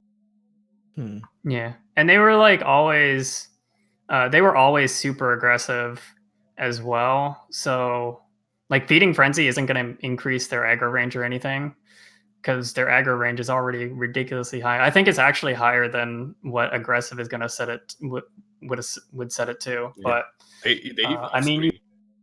yeah, I mean, you have things like it already synergized. The best thing it synergized with was Frost Sentinels, because Hatred worked on them. Oh, yeah. Now they synergize even better if you full convert them to cold. You have the ability to you can do lightning phantasms with something like slave drivers with the staff, because like slave drivers are kind of a little bit awkward in clear, those specters, but they're really, really insane single target. And phantasms are really, really good clear, but they're not very good single target. So that's an option now. You have the chaos thing, and also worth noting that cold and chaos both work with occultists, which is really solid with phantasms, especially because prod weakness effect is crazy for them. And yeah, there's a lot more possibilities to use phantasms now that they're not only limited to like physical based stuff. Yep. And also before this patch, as far as clear speed went, they were probably the top tier minion anyways already. So they were pretty high up there, yeah. Yeah, definitely like among the best clear you could get with a minion build, I would say. So even if everything else gets brought up, I think they're still like pretty much up there for clear, definitely. The only thing that really nerfed them is that it's harder. It's going to be harder to summon them in large amounts now, because you used to be able to summon like 9 at a time. For some reason, the patch notes say 8. I'm pretty sure it was 9 corpses that you could explode. Now it's going to be 4 at a time, so you're going to get less phantasms per offering use. That's mostly the ramp up, right? I think once you're going, and that probably doesn't matter much. Their biggest problem, honestly, ended up being their minion speed. And you're going to have more access to that now, especially with the node that gives you 30%. And there's also a cluster, which unfortunately is really far out of the way. But duration could also be annoying. And there's that one cluster at the start of the tree, which is super, super solid. That gives a ton of duration. So it's like minion duration and skill effect duration. Yeah, I like that cluster. And plus you can, like, in Feeding Frenzy also gives like minion speed. So if you put Feeding Frenzy, the buff on another minion, and you get the buff, they still benefit from that. So they will be a bit faster with that as well. Plus like all the other speed modifiers. Plus the option of getting like onslaught on kills wells on the tree, although that's like a bit out of the way. Super awkward position, that one. Yeah. But you can anoint that if you really want to. Yeah, I think it's going to be the go-to anoint option. Yeah, unless you're like a Guardian, I guess, because that he just gets Onslaught now as well. And Ascendant Guardian. Yeah, I found that pretty cool that Ascendant actually gets the Onslaught as well. Although Onslaught is not that hard to get, like, if you're not playing a minion build. Maybe for supports it's nice to just dish out random Onslaught. But it's so easy to get on the Jewel with, like, the random Onslaught on kill jewels that you can just slot in if you're clearing fast enough. I feel like the main bonus of that is actually that it's for minions. I think for like personal onslaught, it just doesn't matter. Yeah, giving onslaught to minions is pretty bloody good though. Like that's as long as it's not zombies. I don't want to increase their attack speed. For everything else though. Also, that's what makes them awkward. Also, the other thing I forgot to mention with phantasms that makes the conversion important, it's not just like more synergistic. It means you have more auras available, because like zealotry isn't gonna really, like, all you're gonna get out of zealotry for something like zombies is just just the consecrated ground. That's it. Yeah. So but there is no other physical caster. As I said, there is just hatred to help something like Frost Sentinels, and that was basically it. So they just now that you have things where you can run, say, Wrath plus Zealotry for 2 auras that affect their damage, or Hatred plus Zealotry, that suddenly makes them so much more synergistic with those other minions that are spellcasters as well. About the spellcasting thing, or the opposite of the spellcasting thing, a question that I wrote down that was popping up in chat earlier is, are attack specters a real alternative to spellcasting specters now? Because we got an accuracy buff through the board, right? Like everything all the minions get more accuracy. So that at, what was it, at level 20, they have like 80% hit chance against an 84 enemy. So if you just run a little bit of precision, a little bit of minion accuracy somewhere in the tree, you're probably going to get a reasonable hit chance. I understand, and you can correct me if I'm wrong, but I understand that 80% minion accuracy isn't going to necessarily apply to Spectres like that, because every Spectre mob has its own accuracy count. And then there's instead a big chunky flat accuracy on the Spectre gem to add to. Yes. Right? They get like 1,000 on something on gem level 20. Yeah. Yeah, I think it's like the same base amount that minions have at 20 as well. Yep. So they're going to have more accuracy in terms of attack speed, or in terms of attack specters. Yep. Plus precision is a thing as well. Like if you really worry about accuracy. But is that going to be enough to use them? Was accuracy the problem? I think I used attack specters like before all these buffs, and they're usable. They're fine-ish. Like I used the Catava's Heralds, for example. They kind of like, they look really hilarious. That's like the best part about them. They just jump around, slam stuff, like shoot projectiles, go like blah, blah, blah, as like these huge demons. I think that's the best part about them. They did all right. There's like nothing compared to stuff like Solar Guards or Slave Drivers or something. Is that they're way behind. They're like definitely like not even like tier 2 or where back then, but it is they were usable and like did well enough to like clear up the Shaper at least with them, which I think is okay for like a lower tier Spectre. I wonder if like that's gonna change, but didn't really run any math on that. The problem with Catava Heralds in general is that their projectile is actually a spell. Yeah. So they're both casters and attackers, which makes them really awkward. Yeah, you kind of scale like as if they're just physical and try to like scale that as much as possible. I remember having to pick ambiguous support gems for them, yeah. Yes, you have to like stick to stuff like added fire damage. But there's more ambiguous supports now. Yep. I wonder if that will be enough to make Catava Heralds better. It might. I don't think it's gonna make them a high tier Spectre by any means.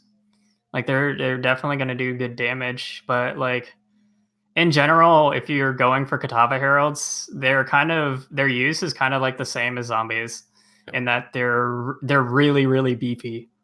And so like if you have like a spare slot, like a two link like really early, you can just literally throw them in and they're gonna actually add a noticeable amount of damage. And they're very rarely gonna ever die. They're really, really tanky. Yes. That's the main reason I used them, because I was annoyed by my other Spectres dying because my like setup was not finished yet, so I just put them in. I kept them for a while, and they're like really tanky without much ally resistance or anything. I think they just have a crap ton of HP, to be honest. They have really good base resistances, so like you need almost no elemental resistance whatsoever in order to cap them, and then they also have a lot of HP on top of it. So.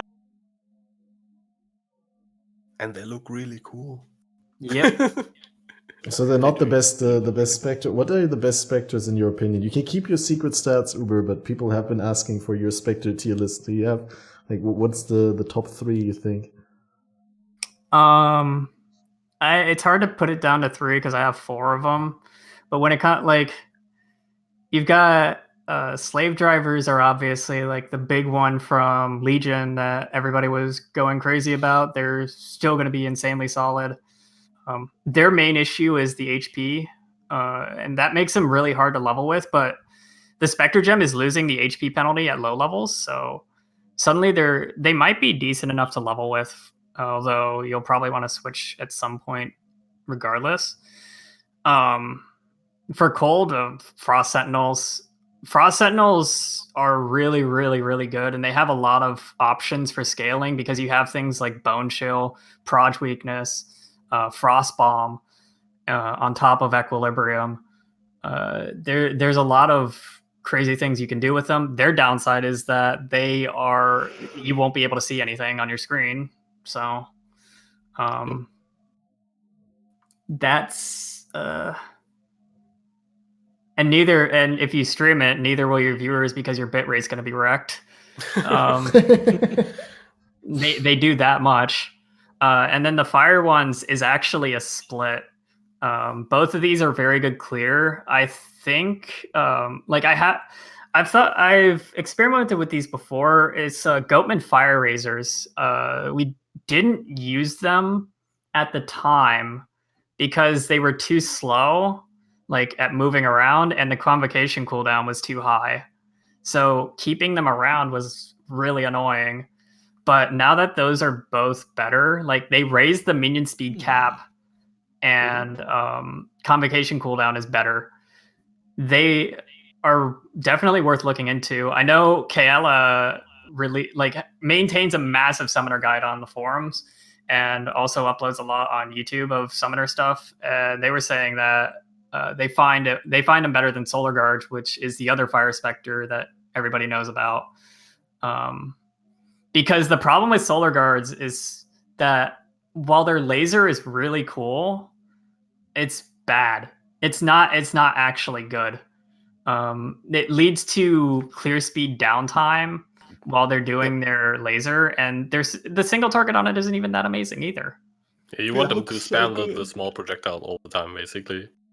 Yeah, and The it's worth laser noting looks so good though. It looks does. cool, yeah. It's kind of like Kitava Herald. It's not really that good, but it looks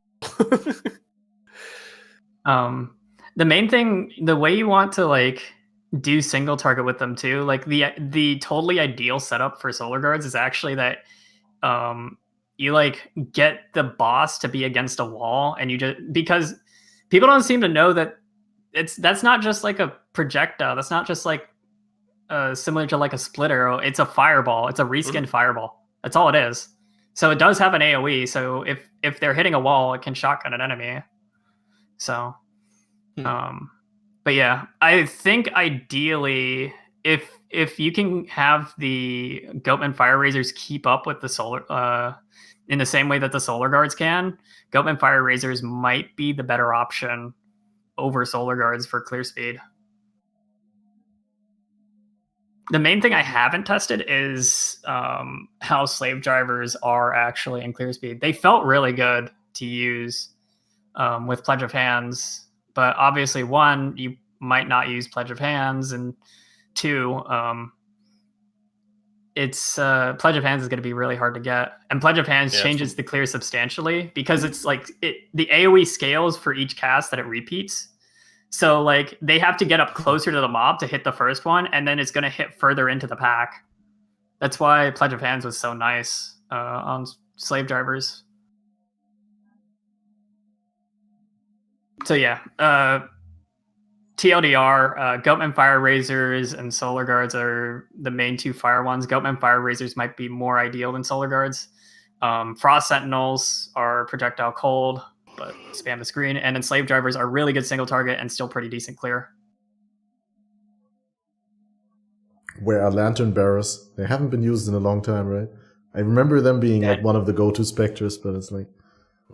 There's I always had the problem that they kind of died a bit too easily, and they lagged me like crazy with the freaking burning ground. Oh, that yeah. was probably the issue. I think that's a lot of people have reported that. They got nerfed. Yeah, and they got nerfed as well. Beta. But the lag, even when they were OP, I couldn't use them because once the burning ground, like, there's too much of the burning ground around, it just lags me like crazy. They do 80% less damage while spectered. It's one of the only mobs that I know of that has that. You can actually see it on PoE-DB. That they have separate base damage for that lantern throw skill, and it's like 80% lower while it's spectered. So they have the ability to do that, which is really interesting. I'm surprised they haven't used that more. We introduced this feature specifically to nerf Spectres. Get wrecked. Nice. I always like the what's called the Stygian spiders. I always like those when they were really good. I think they got nerfed as well, but I think they got a general nerf, not a Spectre only nerf. But I always liked them. They were pretty fun to use. Yeah, I mean, the main problem with those is that while you're sitting around in hideout, they're actually obnoxious and they make you want to mute your game sound. That is true, but zombies did that as well. Not nearly as bad as Stygian Revenants. That's true. They go like all the time. I'll tell you one thing, one random thing. Spectre to completely avoid is Bone Husks. They will kill you. Those are a PK Spectre, because if you run into a map that also have Bone Husks, they can use your bone walls. Those are the things where they place bone walls and then they can explode them and send out spikes everywhere. If The enemies can explode yours? Yep. Really, That's the enemy hilarious. bone husks can use your summoned bone walls well. I think Shinra has a clip somewhere of him dying to that while he was just like messing around, and then suddenly, like, he didn't know this could happen, and all of a sudden he just died because the enemy bone husk exploded his bone walls. That's great. That's really awesome, though. Yeah. What's the name of the Spectre that summon raging spirits? Those are Ghosts and Promenade. I forget what they're called. Yeah, The Pirate ghosts. Ghosts. The pirate ghosts, yeah. I wonder with all the additional levels if they'll be worth using. Probably not. They're like a Probably not. meme specter. Yep. They're my favorite. Was there also a thing where you could get these dudes that make zombies and like have them make lots of zombies? I think there was the one from Lunaris, they're DD dudes, and then they're the zombie making dudes. And you could make them like could have minions that have minions, which was pretty cool. Yeah, if you link minion damage support gem to your Spectre gem, does the minion damage apply to your Spectre's minions? No. I Maybe. never actually looked into that, but I can tell you that those minions aren't like mostly They're not because worth scaling. Yeah. But it could actually theoretically do that, because normally your minion support gems also support the skills of the minions, so it kind of would make sense. Exactly, that's why I'm for it to thinking. actually work. I know your minions are not your minions, so they wouldn't benefit from your minion damage, but if you give minion damage to your minions... then- Oh, that reminds me. 2 Chroma Vanguards got nerfed Again? because of the minion and totem elemental resistance change. And because of the Scorching Ray nerf. Because you can't support the totems anymore. That was considered one of the best support gems for them because it applied to both the totem. I believe it applied to, it applied twice because of how That's super glowy brain. Yeah. Unfortunately, that's nerfed a little bit. I mean, they're still probably going to be good. That's another Spectre that some people use, but like single target. I haven't been a fan of them in a while because their clear is so bad. I mean, you have more options to help their clear at least now. So. Nope. And you can give them death mark to like use them for single target a lot better as well. Which I think. I don't know if that would work on the totems. No. I mean, I think I would assume they would place their totems on the enemy that has the death. Like they would target it with all the skills they have, right? They would just go. Yeah, but if the totem is already down. Yeah, they don't place a second totem anymore. I think that was also enough, right? Well, you can multi-totem it. Oh yeah, that's so smart. I never used them, so I haven't really ever thought that through. But that's really cool. They can kill bosses pretty fast. Yeah. I've just not been a fan of them. I'm more of a fan of like the slave driver thing. Before they got nerfed, they were disgusting single target. Yeah. Especially with Diatus, that was really dumb. Yeah.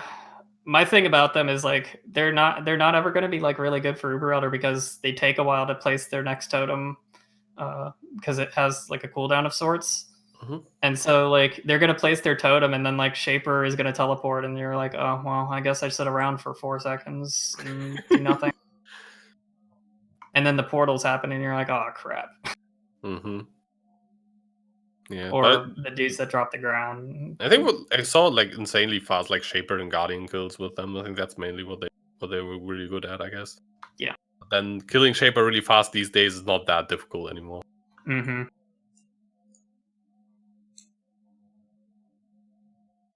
They were really good back when those were rare things.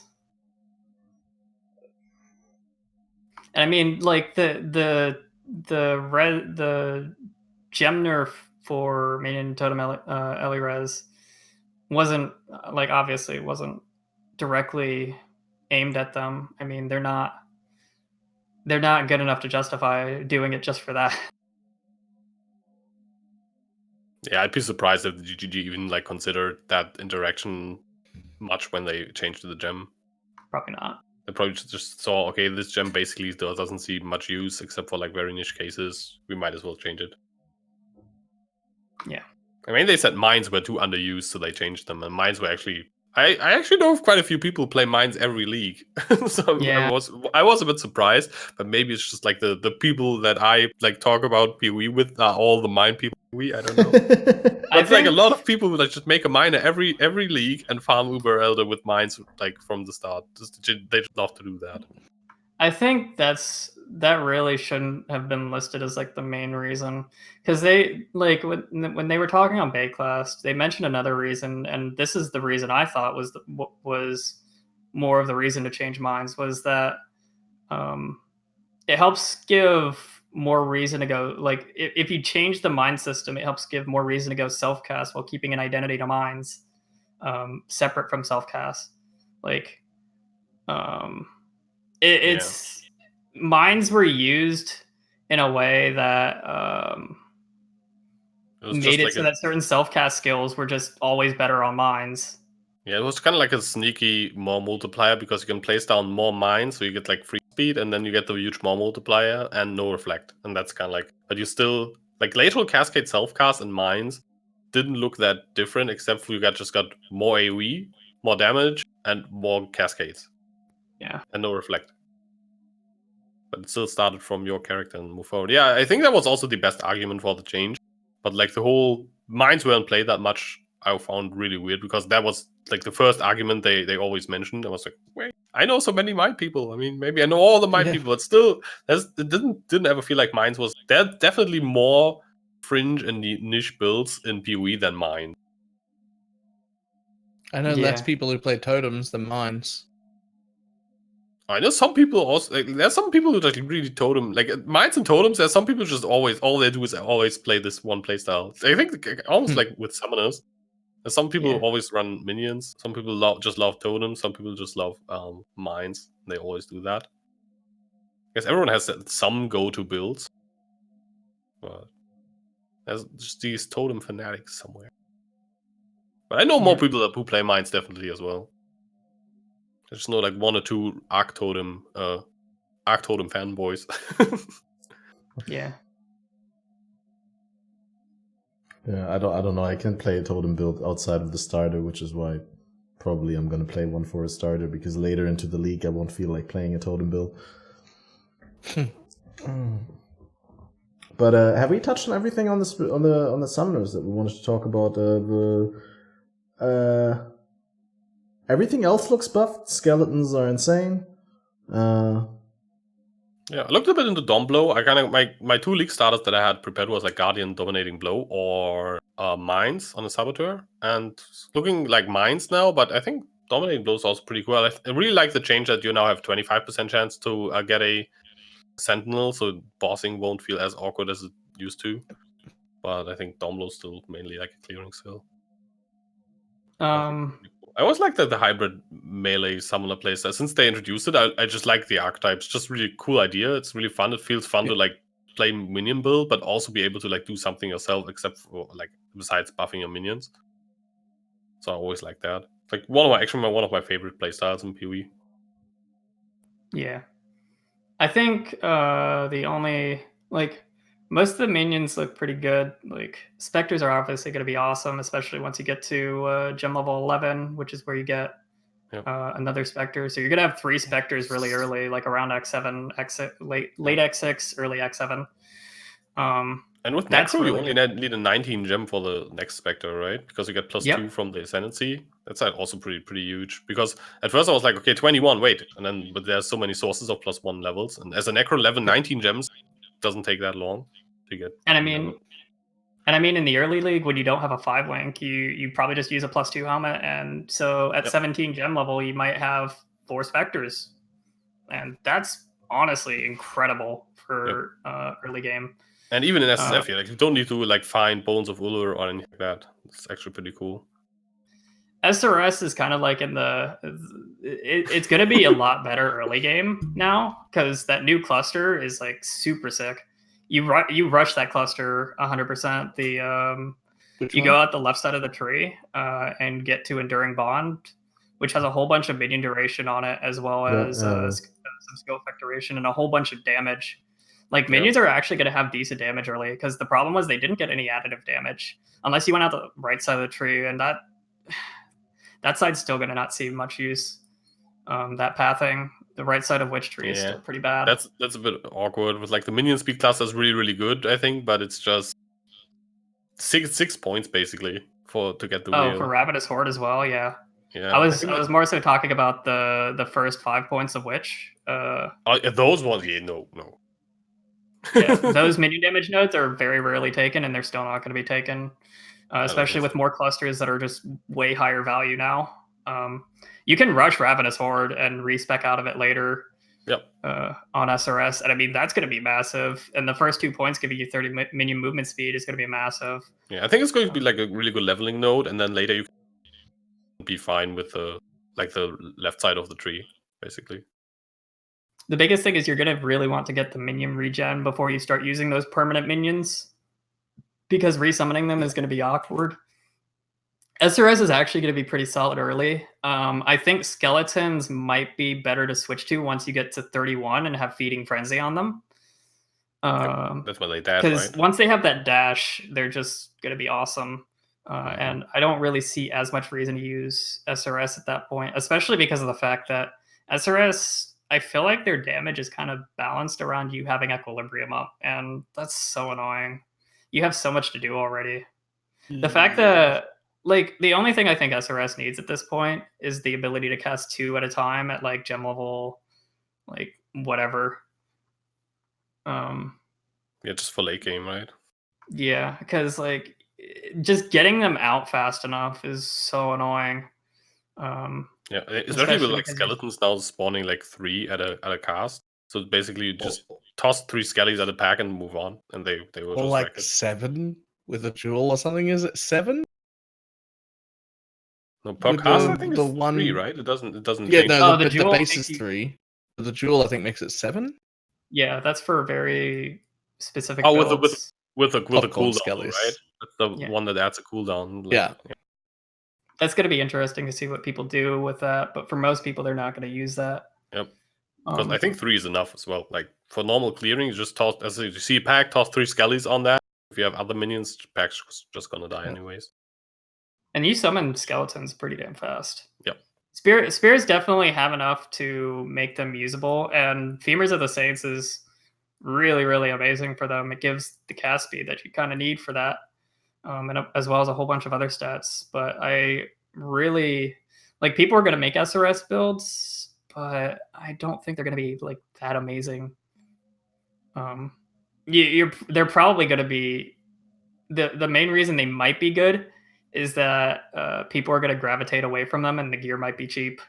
You might be able to snipe some deals. Yep. Yeah. That's I definitely think they're not going to be like unusably horrible or anything like that. So, yeah, if you want a budget build, it's probably going to work because people want to try all the change minions. Same with like dominating blows. Don't think that's going to be meta at all. I mean, Yeah. didn't people play them in last league when the Summon Raging Beast came out? Or was that the last league? I just remember Zizaran playing them in Legion and dying in some city square high map. That was I mean, not because I only specific thing, remember though. him dying, because that's where I saw it, like in the rip clip. Yeah, I It played was Baby the, Bees when Bees came out just exploding because I wanted bees, to right? try them. Was it the exploding beast though, or was it the damaging beast? Normal. It was bees. exploding. Yeah, it was exploding. With the new amulet. It's still fine. Yeah. And there's going to be more use for that too now. Minion stability has always been pretty decent. It's just hard to activate to make it decent. So that might see a little bit more use early on. It might be really good because that does do a lot of damage. Yep. That damage never was the issue with instability. Yeah. It was just the activation. Outside of that, I mean, like the other minions, like Herald of Agony is obviously just not nerfed at all. It's just gotten buffs. Yeah, it's It's got buffed ridiculous to again me. with like the Which you support did gems. not need.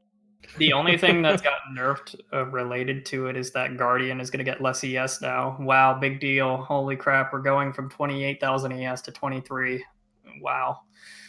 And we still have a 30,000 Valmolten shell, which somehow also didn't get touched.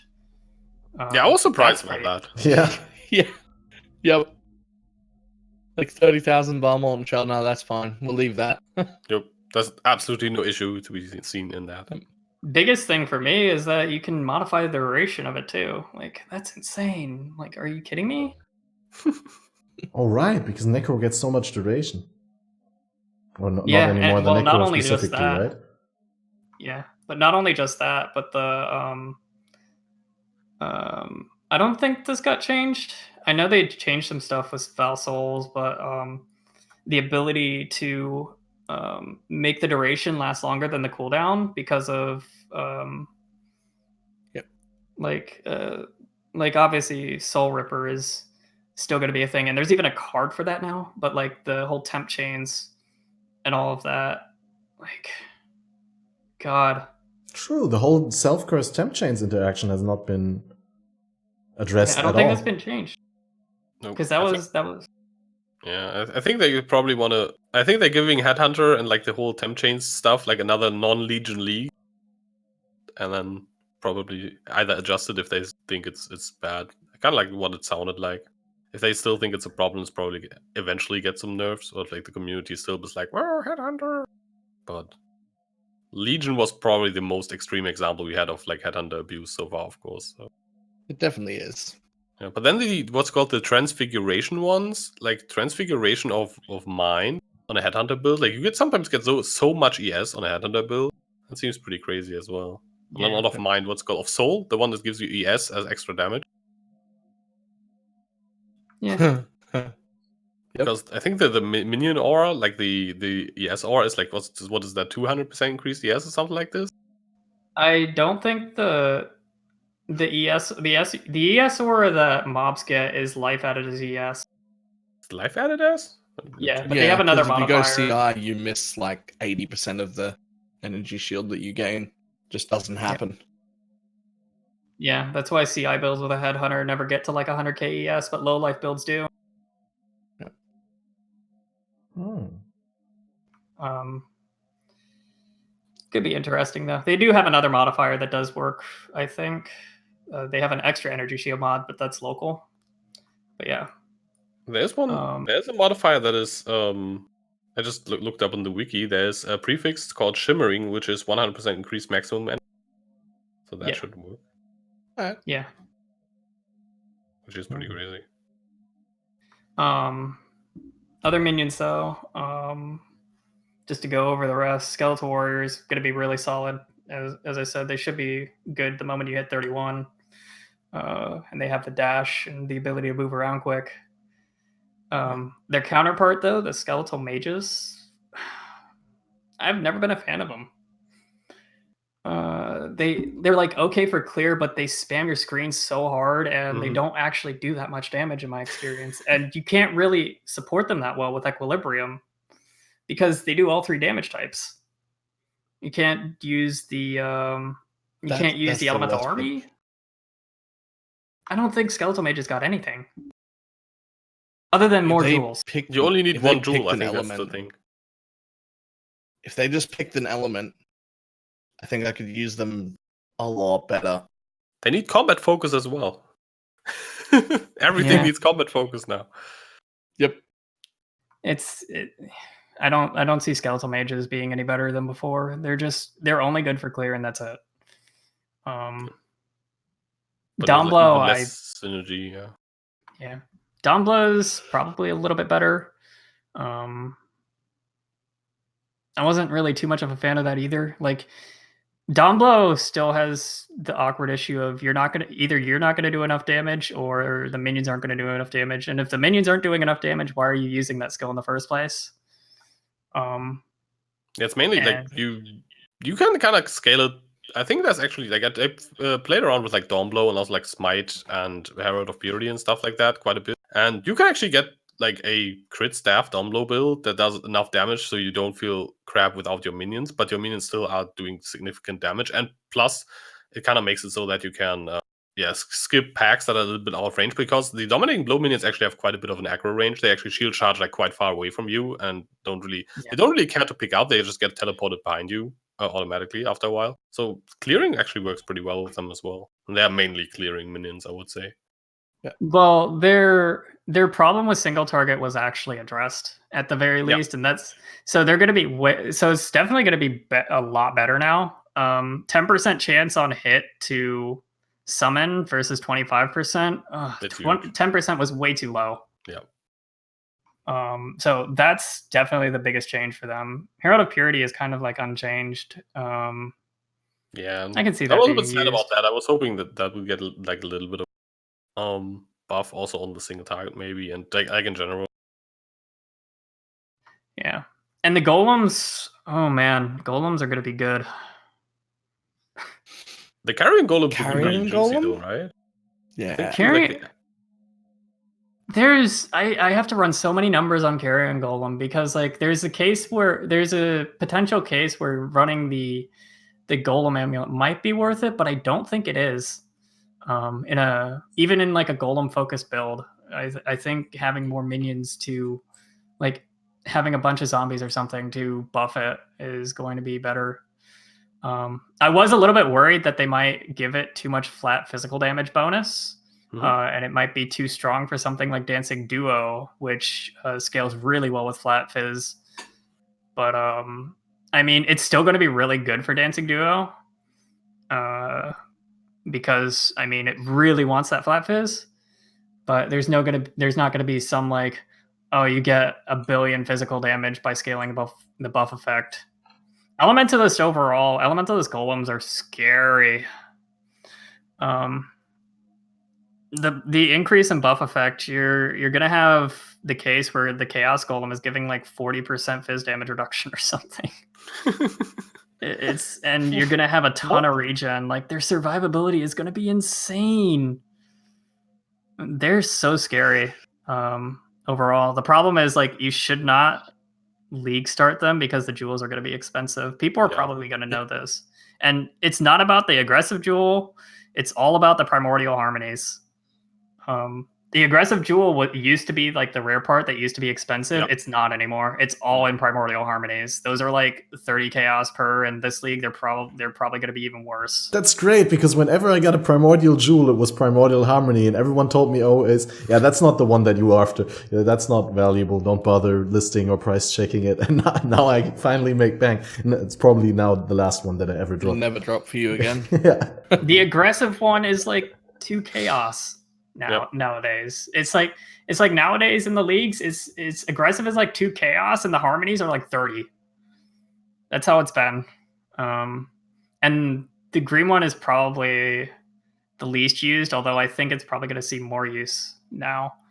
Lightning golems, I don't see them being much better. They might, like, they have a really good clear skill because they have a projectile, but it's really awkward. And the arc actually getting lower damage kind of makes sense, because that used to scale insanely high on single target because of duration scaling.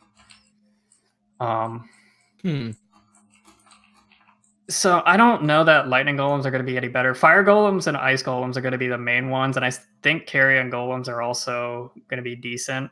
Yeah. Stone golems will definitely work. I'm not sure. Like, they're definitely going to work. I just don't see much of an interest with them in comparison to ice golems, especially because they roll so slowly. That's the annoying part. And chaos golems it looks hilarious, but it's like doesn't really. They're like super slow rolling, and they kind of have to get into melee range. And some mobs, like, even if you have like a jump at you, like Goatman, they sometimes roll towards them, and then the mobs just jump over them and hit you, and you're like, minions, what are you doing? Get back here! So that's kind of a bit annoying as well. Yeah. The Chaos Golem is definitely interesting and has a lot more ability to scale, because it had that annoying middle ground of, oh, we've only converted like half the physical to chaos. Well, if I want to scale all the chaos damage from like the aura and stuff, well, what do I do? So that's better now. Chaos Golems are probably going to be a lot more viable. Maybe they'll work. I'm not sure on that. I find it really hard to tell. I think the safe ones are probably going to be fire and ice still. Yes. Like the ones that definitely going to work well. Yeah. I'm really hoping that the Carrion one works really well as a golem answer. That I'd would like to imagine. play. Yeah, and as a supportive minion as well, of course. I think that's like the main intention behind it. Just toss it into Yeah. like a build with a bunch of minions. I think for that it's going to be really strong because the flat damage is going to be really good, and Is pretty much every minion build going to just chuck one in, even if you're not at least one. like Yeah. No. focused on it? Sometimes some might even get like the +1 node and toss 2 in because it also has 70% buff effect on the cluster, which might also be pretty worth it. I don't- Why would you not use it?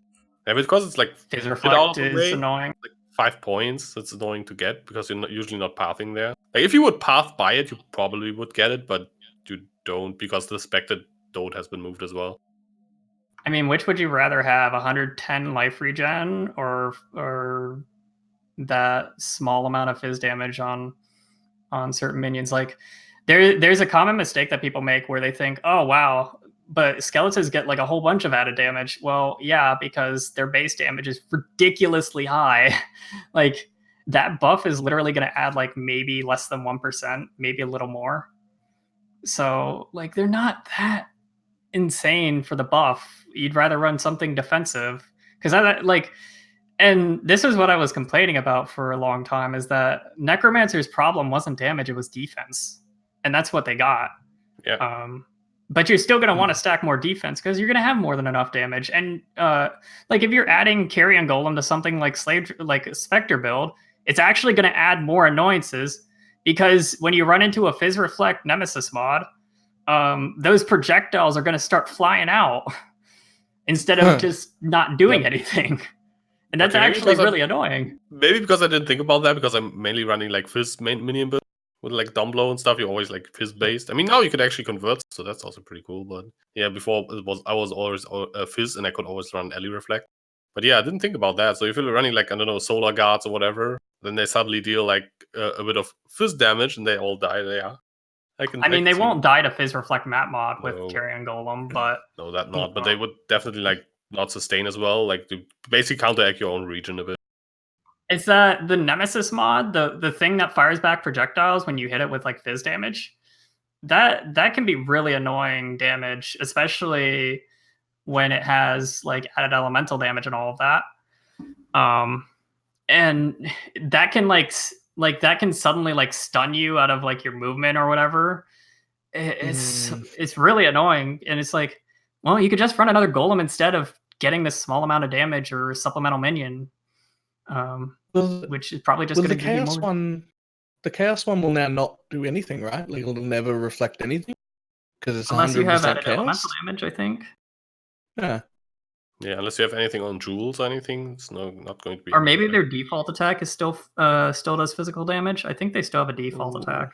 Yeah, probably. Okay. But that doesn't matter because that requires them to go up into melee range. So you're probably not going to be next to it if it hits. But if you're using like range specters, you could be next to that very easily, and it's just going to make it like you can't predict where the projectile is going to land because they're going to be all over the place. So it's just something that's really good to avoid. Is having like a small amount of physical damage on your specters because it just adds that small amount of annoyance. I mean, if you're playing standard, like you probably don't care about it as much. But if you're playing hardcore, you take all the like little bits of defensive bonuses that you can get. I actually thought Carrion Golem looked really good, but same. I'm kind of it does. hype now. now I'm sad. Now I'm sad about Carrion Golem. No, it still looks good. I would say the only thing that really makes Carrion Golem a bit of a downer is that they would synergize really well with zombies, but zombies got nerfed. They'll still work really well with something like phantasms. I mean, like obviously you have the spell versus attack thing, but they'll work well with them. And then skeletons they'll work really, really well with, even though the buff isn't going to do much. They synergize with them very well. Plus, they still get like 80% more multiplier built in. So yeah. And they're going to be amazing with Dancing Duo. So they themselves might be worth using as a proper damage minion. I think I think they will. I think that's definitely an intention. At least it looked like that in the footage that we have running in the background. It actually looks like they do decent damage and with like ground slam and whatever. They Yeah, have, like, a they're. combo attack as well. You know what's funny is that their Cascade Slam is the same as the Zombie Slam cooldown, except you can get way more cooldown reduction on it. I mean, That's you're just probably not going to That's get just not fair. more. Equal rights for all minions. You're honestly probably not going to get more in the end. Actually, wait. What is the cooldown reduction on?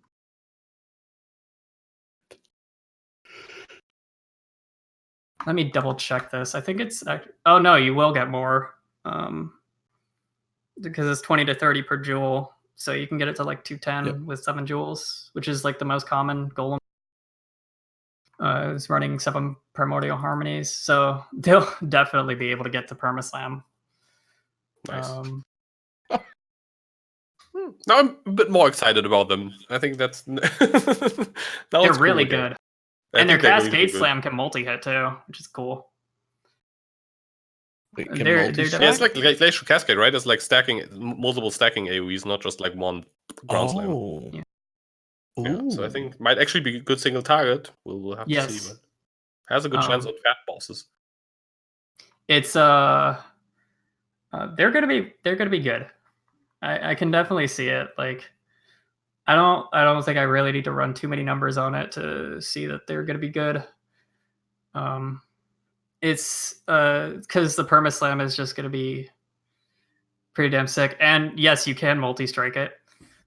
And also worth noting, something that actually helps them is that their leap slam doesn't multi-strike. Yeah, so, not like in Tower Saros who go like. I mean, that was like the most annoying part about multi-striking. And the speed modifier will still apply to it, even though it doesn't repeat. So, multi-strike's going to be a great link on them. Yeah. They're going to be great. So they're more like a main minion than a support minion. Yeah, I can definitely see using them as support. Like you could just throw them on, especially while leveling. But I think as a support minion, something like Chaos Golem or Stone Golem is better overall. Kind of depends. I mean, you could probably build them as a support minion because I mean the cooldown is low enough to do that, but like. And it's kind of weird to say that when you've got zombies in the main. On the other hand, like you could use those as support too, but it's hard to say. I definitely see a lot of potential in them though, as a main damage source. Gonna have to make a golem answer with them. Mm-hmm. Not first, but not usually leave the experimental builds for like second to third build or something like that. Yeah, but yeah, that's going to be one of the harder ones. Definitely, it's one of the harder ones to optimize overall, and like think of different ways to build it because you definitely want those that 80% multiplier more than likely. But it's something I really need to look at the numbers for to reinforce that and say that, oh, maybe I'm actually better off running the amulet so I can't get the 80% more, but and I also suffer a 35% damage penalty, but I get more minions, I get more carrion golems and more minions and more bonus from Primordial Harmony per different type of golem that I have. So that's it's actually a really like cool build to like theory craft and like tinker and tweak. I think it sounds really like that you can actually get a lot out of optimizing that build. Yeah, there's definitely a lot of ways to optimize it, and that's awesome. Yep. Like there's actually a downside to using the amulet on that minion specifically. So it's not automatically, oh, you want to play golems, just throw it. You absolutely want this amulet. The amulet is the one that makes them mini, right? Yes. It also disables any other non-golem minions from being summoned. Yeah. So you can't have like an animate guardian or zombies or even like the glove enchant, the Commitment of the Grave that summons 3. That also doesn't work. Yeah. You can't have I think that's bots. true. Yeah. Huh. Damn it, my Golem Mancer Miner does just not work anymore. Ruined. And then there's like the Phantasm stuff is going to be solid, and I think it's going to have a lot of interesting uses with the gloves that convert, and then Arcali's Fang. Actually, no, I forgot about Arcali's Fang when it comes to when it comes to the Carrion Golem buff. The Carrion Golem Flat Fizz can actually really buff up Arcali's Fang because I don't think their base damage is that high. And there are a lot of minions. Yep. Yeah. I just hate the fact, like, the one thing I wanted on Arcali's Fang is that resummoning the spiders is so obnoxious. Although they're going to have more duration now. It's like, I hate, like, you can't refresh their timer, and you also cannot resummon while you're at maximum. If you try to resummon while you're at maximum spiders, it just doesn't work. It doesn't overwrite. Oh, so you actually have to wait for them to expire. Oh, yes. That's bad. Obnoxious, dude. Those are going to sell for a lot, though. They're pretty rare, and there's a lot of people that like them. Yeah, I never actually played it, but they always looked really fun. It seems really, really cool. What about animate weapons? I don't think they exist anymore, do they? What's my that? favorite of all minion I mean, that they gems scale well with added work. damage, right? I have no idea what you're talking about. I mean, you say anime weapons. I can't find that at all. Sorry. That needs to be reworked, and they know it needs to be reworked. Yeah. They even mentioned it. Like they're not. They said they just don't know how to rework it yet, but. And I'm in the same situation. I don't like. Because you don't want to ruin the theme of the build. Like, it's so interesting how it worked, but the problem is it limits, like, if you try to make everything based around that, it limits their design opportunities for, like, bosses and endgame encounters. Yeah. They basically have to design the whole game around one skill, so it doesn't not work on everything. Yeah. Which they decided not to do, but... Yeah, which is... I think it's a reasonable decision as well. Like, just white weapons dropping everywhere because of one skill. Like, and then Shaper tosses out 15 white swords on the ground because why not? Just doesn't make much sense, to be honest. Yeah, it's just like it doesn't fit. Like it I totally agree that I think that limiting them from like some of their best endgame encounters just don't work with anime, and I totally understand it because like you can't make a prolonged fight that works with animate weapon, and if you change the skill, it kind of ruins the identity of it. Yeah, you could basically make it SRS, which I mean it's just an SRS skin with different scaling at that point. Like if you just can't summon them without a weapon, that would be one obvious option. That doesn't really make much sense. Make them animate the weapon that you've got equipped.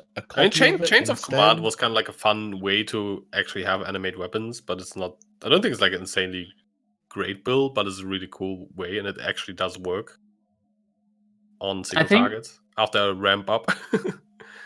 I think the only way to like really make them work is have them somehow be able to refresh their own duration.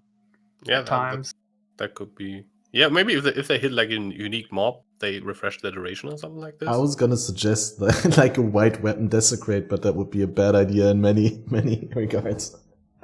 Like I don't summon crafting bases. And enter Uber out of the zone. Summon crafting bases. Craft weapons.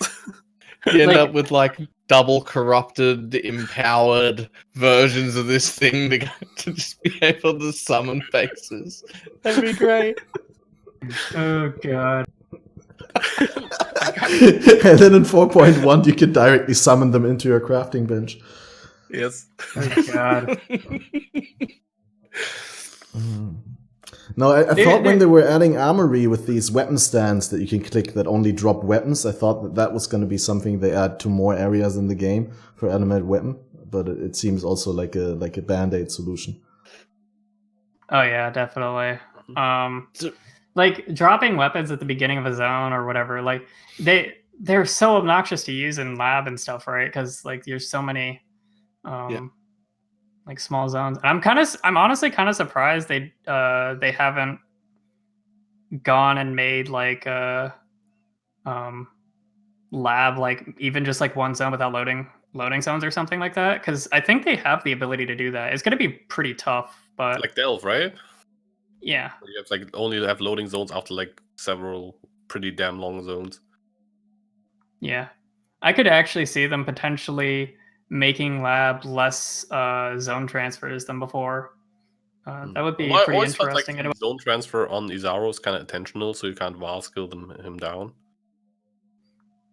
Yeah, but I mean, like, if You you could could just bounce have- him down, that's not a big deal. I mean, especially for something that's like such a big deal for endgame nowadays for people. I mean, to you could be able just to have those be 3 zone transfers through the whole instance, right?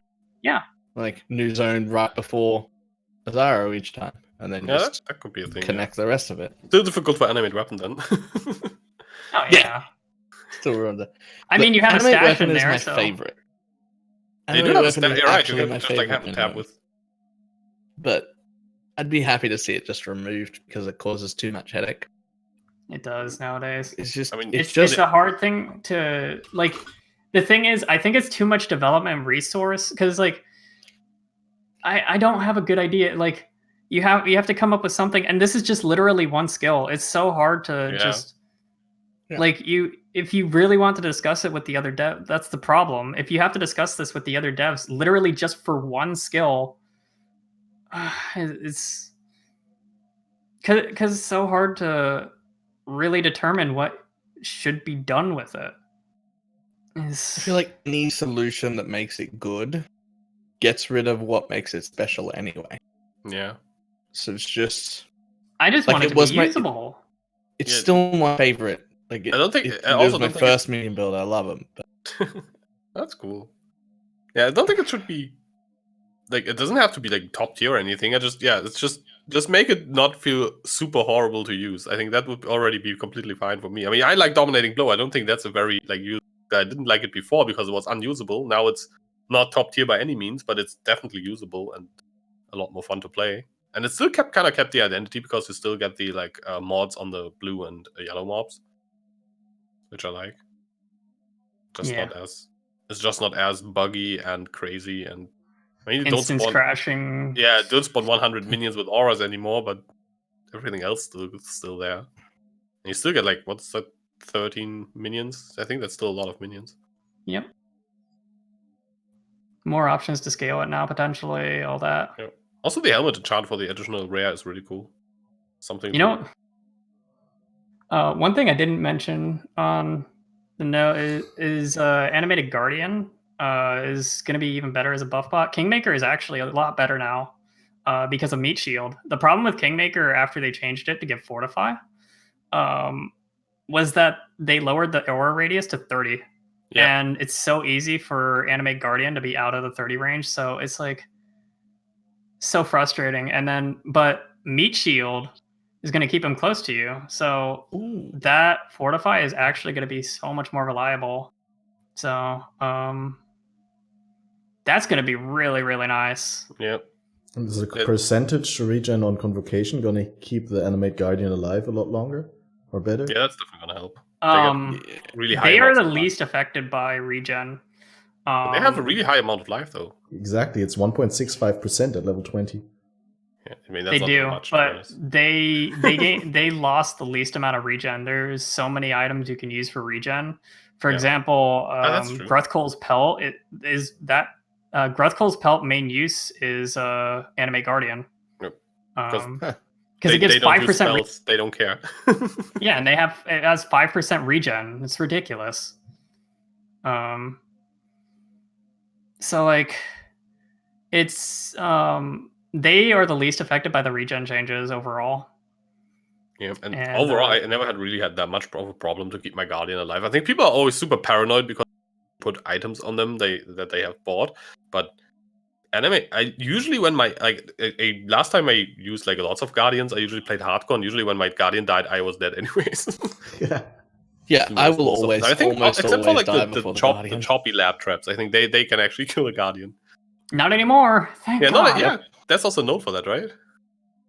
Yeah, because the spike traps and the choppy blocks are both the things that Bleed. could kill minions. And the choppy Yeah. blocks also have, there's a note on the tree that makes them take no extra damage while moving, which was also the main killer of Yep. Animate Guardian. Like bleeds in general, like there's still going to be the most dangerous thing to kill minions is probably going to be like obviously like the Uber Elder and Shaper balls and Yeah. laser and all of that. That's going to be the main thing to worry about. And outside of that, Olnit's Hole, the kind of like Bone Spire looking ground that puts a whole bunch of bleed stacks on you. That's also very dangerous. Yeah. But their bleeds shouldn't be that bad. But or is it? I think don't they do Bone Spire as well? It's like the Bone Spire skeleton boss. I think that could kill me. Maybe. But yeah. Yeah, mainly bleeds was like the main issue. I think the bleed node is going to be really big for permanent minions. Yeah, I'm taking that on most of my minion builds now, especially because it's literally right next to Elemental Equilibrium. Yep. Yeah, you're gonna be there anyway. Yeah, Meat Shield and overall looks really solid. How about like And- Meat Shield with Evangelist? That's also something I thought about if you just want a proc shield. That's dangerous. I think you could. Now that I mentioned this, it might get nerfed, but I really wouldn't be surprised. It might not even work as I think it does, but you can scale enough duration that I think the bubble is permanent. Mm-hmm. And that is dangerous with Meat Shield. So, because you can use increased duration plus efficacy. Efficacy, Yep. yeah. I forget what the cooldown is. Is that going to be enough? I mean, with increased duration before, it was already very, very high uptime. But the main problem was they would randomly run away from you, which Meat Shield would fix. It was a little bit shorter, or like either that or a little bit over. So there would be the issue of them casting another skill instead of resummoning the bubble, I think. So any extra duration you can get over the top is better.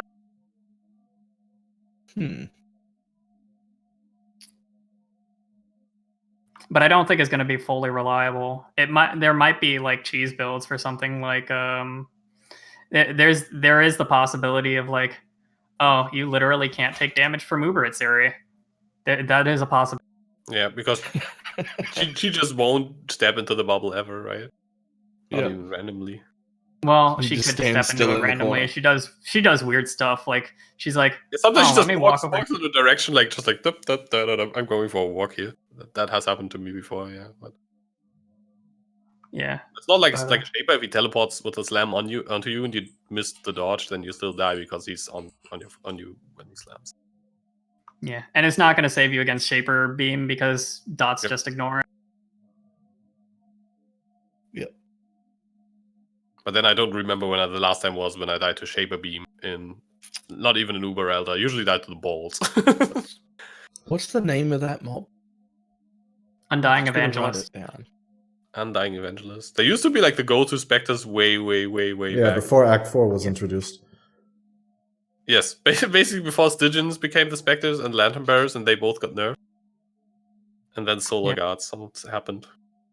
Well, Flame Sentinels were a thing. Oh yeah, Flame Sentinels as well, yeah. But yeah, I call them the dubstep Spectres because that annoying AoE that they cast, like all the time, even like 4 or 5 of them. It just that also gets really annoying after a while if you map with them too much. Also, Spectres as a support are ridiculous now. You're gonna be able to summon multiple different Spectres on the same gem, and you're gonna it's so easy to get a high amount of Spectres with like basically no investment on something that's not even Spectre focused. Which is another reason why I think that the Carrion thing is like as a support minion doesn't really like if you were playing say Zombie plus Skelly, I don't see it being better than something like running support Spectres. So you could run the both charge monkeys, of course. You could run the charge monkeys and a curse and a Spectre that curses for you. So you don't have Yeah, to do curse on hit. Spectre, right? Yeah, so you don't have to worry about doing curse on hit with something, especially because Deathmark isn't going to hit anything, so you're not going to be able to curse on hit with that. So it's less actions to do overall, and it's more automated stuff. So if you're worried about your defenses, you can run an Enfeeble Spectre, and they just constantly cast Enfeeble unless they're in melee range, and they pretty much always keep that up. It's so nice. Which monsters are those? Just the necromancers of the corresponding type, or? Yeah, Defiler is Upper Prison, Act 1. Those cast Enfeeble. There's a whole bunch of other ones. There's Right, Act 1 in the prison already, you're right. Yeah. Yeah. You get enfeebled there all the time. And then I wonder why my conductivity and Frostbomb doesn't one-shot vulnerability pants. one. Yeah. Oh yeah, there's also vulnerability ones up there too now. Yeah, there's so a vulnerability one somewhere. yeah, That would be- it won't stack with additional curse sources. They'll just override it. But yeah, that like Spectres as a support minion got massively buffed. Wow. Yeah, it's actually pretty good because you can get like easy 4 Spectres now without much investment. Yeah, and even 3 is probably enough. Yeah, because there aren't even that many good support minions, probably, like different ones. But you could just run double monkeys, so the charges are up even more. Yep. Unfortunately, nothing that generates endurance charges for allies, but The frenzy charge ones are in Act 2, just to the left of town. Where are the power charge ones? you can also get frenzy ones in Act 7 in the same area, and the power charge ones are also. There's 2 different frenzy ones, and there's 1 power charge one. Right. Balor taking notes for his minion build. I am. I literally am taking notes for my minion build. Well, I'm league starting minions, and all I've got is like the shell of a tree and the idea that I want to have minions, but I don't know what ones. And that's it. That's all I got. Also, the one Spectre I haven't mentioned that I haven't looked into because getting them is obnoxious is Knitted Horrors. They're the Dried Lake mob. Yep. They fire projectiles that bleed you. They weren't really viable before because you couldn't desecrate them because of exploit reasons. I've seen them used though. They have been used and they can do alright damage, and they're definitely nice for supplemental damage. I don't think you need Pierce on them either. I think they automatically have Pierce. So those could be interesting. I haven't really looked at those in a really long time. I thought their main use was to be able to use Bloodlust on other ones. Yeah, you can activate Bloodlust on other things, but like there's so little reason to use that nowadays.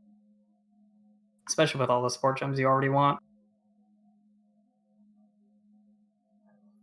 All right, that was really helpful. That was a really, really productive discussion. And there's one more thing I want you guys, I wanted to ask, and that's because I have still one little point that I want to mention. Is there anything you guys were missing in the patch notes? I mean, we already went into that. I think Yoji and Uber already mentioned like single points that they expected that they would be in the patch notes, like Var Molten Shell. But is there anything else that you guys expected that wasn't there? Herald of Agony nerfs. Yep. It's mainly like some nerfs missing. I definitely had thought there was a possibility for Impale nerfs. I didn't really wish they would nerf Impale, but I kind of expected some change maybe to the way it scales. Like maybe spread out the Impale chance a bit more or something like this. So it's not just get these points and get Impale. But in my opinion, Impale is fine. I still kind of thought they might nerf it still.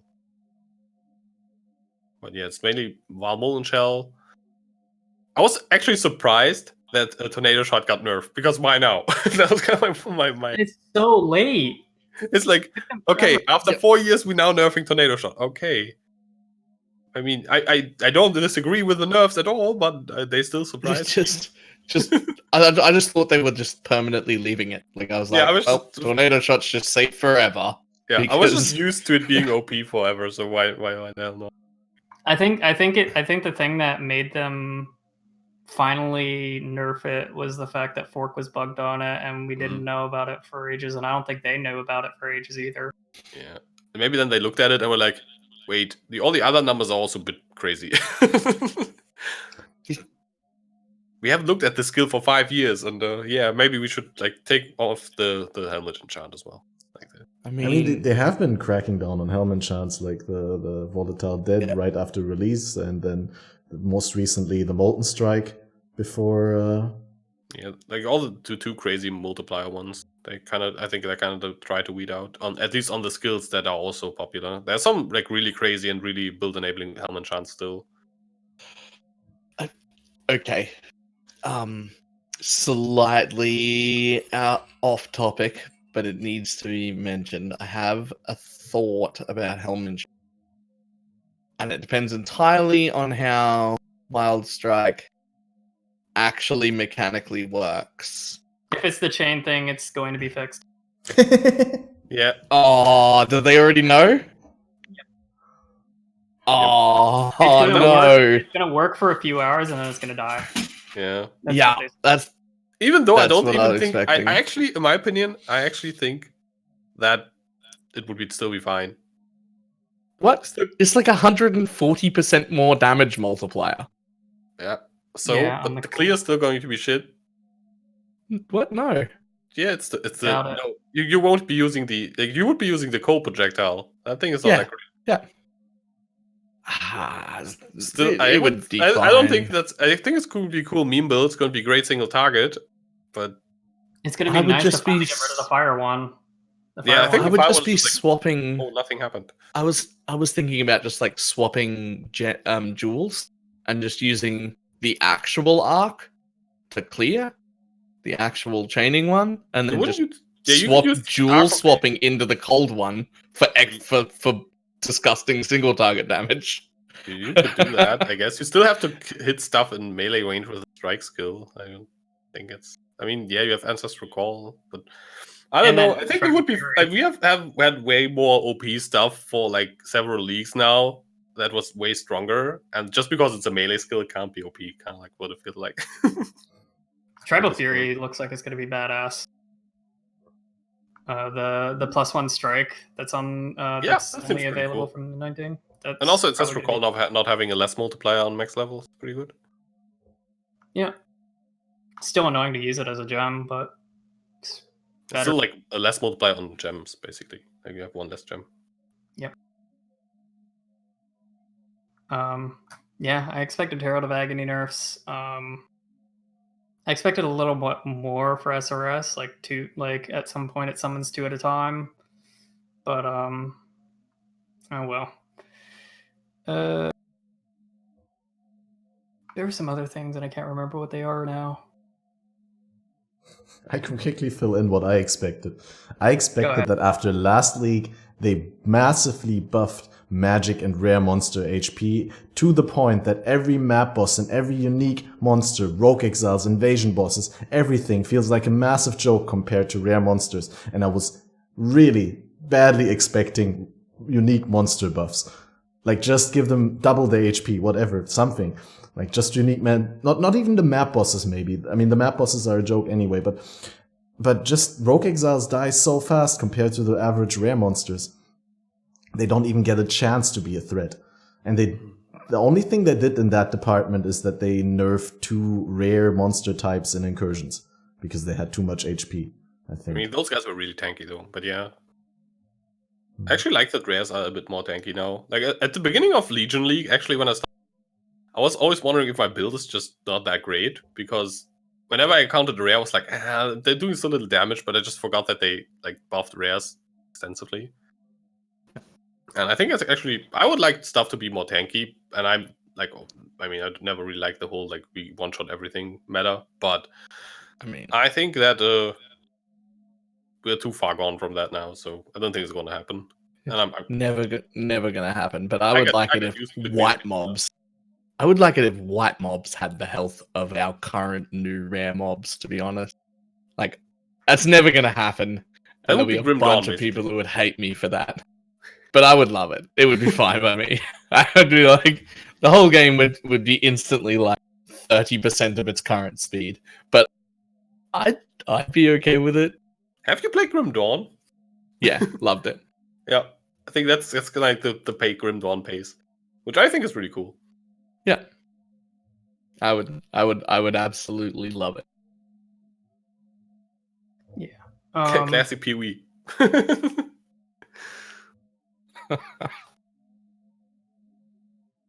I can't think of what else I was expecting. Maybe some like frenzy charge nerfs on minions and monsters, because those are just ridiculous. That's true. Because Feels a bit mandatory to get them at somewhere.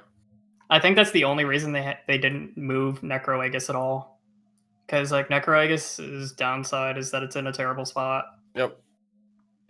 Something I was kind of hoping for is like some small charge nerfs on minions, and then give the Guardian not party members share charges, but you can share them with minions, and minions share with you. I think that would be pretty cool. I'm really hoping. I think that's a change that's probably gonna happen if they ever nerf the minion charges. Yeah. But currently, it would just be too good, because if you share charges as a Guardian with your minions, bye bye. Frenzies Would it be too good? Frenzies are so stupid. Yeah. Like honestly, and then like Necroagus has the problem of there's no reason to use a shield except for Victoria's Charity, like at all. Yep. It's not versatile. It's just, this is a node. You equip this node and this shield, and you get frenzy charges for your minions, which is like insane stats. Yeah, they would be already good, and Victarius would probably be almost without alternative if the frenzy charges gave minions and just the same buffs that they give the player, but since they get the same buffs that monsters get, which is significantly bigger. Yep. I mean, you can, like, if you're playing Domblow, by the way, you can just use the shield yourself and still get charges to your minions. That's like, I think that's one of the more interesting things to do with Charity without, like, if you're playing one-handed, like, Domblow, that's basically what you always do, though. So it's not that much of a choice, but it's actually cool that you don't have to get Aegis and still get Frenzies, and don't have to use Monkey Spectres. Slightly interesting on that shield. If you happen to find it on a totem build, it generates frenzy charges for you, but not power charges. Yep. Which not sure I understand why. One is on hit and one is on kill, right? Yeah. Because you're an ally. But shouldn't that also give me power charges then? Like, I don't understand why it only gives me frenzies, but not the powers. That's the bit that confuses me. I expect it to work on either both or neither. What kind of totems are you using to... Divine Ire? The charge up where it hits at the beginning generates all my frenzy charges, as many as you want. But them killing never, ever, ever gives you a single power charge. I would assume... I think it's because they gain your... the properties of like any on hit effects. So like Equilibrium, for example, works if a totem hits an enemy, but I don't think they get your on kill effect. Yeah, I think that's the reason as well. Okay. Frenzy's so same as like heralds don't work on your totems, but they will give you the flat damage. Yeah, but exactly. The herald effect won't go off. Yeah. All right. Well, I'm on board with that. It caught me quite off guard when I found it on my practice run. I was like, well, I'll just throw it on because it's got resistances. I didn't actually expect it to give me any charges. And then I'm like, oh, frenzy charges. Nice. I mean, theoretically, if you're like using shield charge or something, you could still get it from like randomly, I guess. That could also be a thing. But if you get them reliably, then I don't think that's the case. One thing I was really surprised about is that they actually buffed minion speed, which is good because it definitely deserved it. And they buffed the right part of it. That's really nice. And that makes it much more of a support gem that you might want to use early game. Because it might be a little bit hard to get attack speed on them early. So that was surprising to me, but it's a good change. Yep. Yeah, I think so as well. Because before I would only use it ever like once my minion damage in late game would be so good that I can afford swapping a damage gem for it and improve my clear with it. That's basically what I did. when I used it. I liked it on SRS, for example, like later on. But that was like before the last like weird nerfs. It's been a while. It's actually been a while. Like, now that I think about it, it's actually been a while since I last used minion speed, like several patches ago.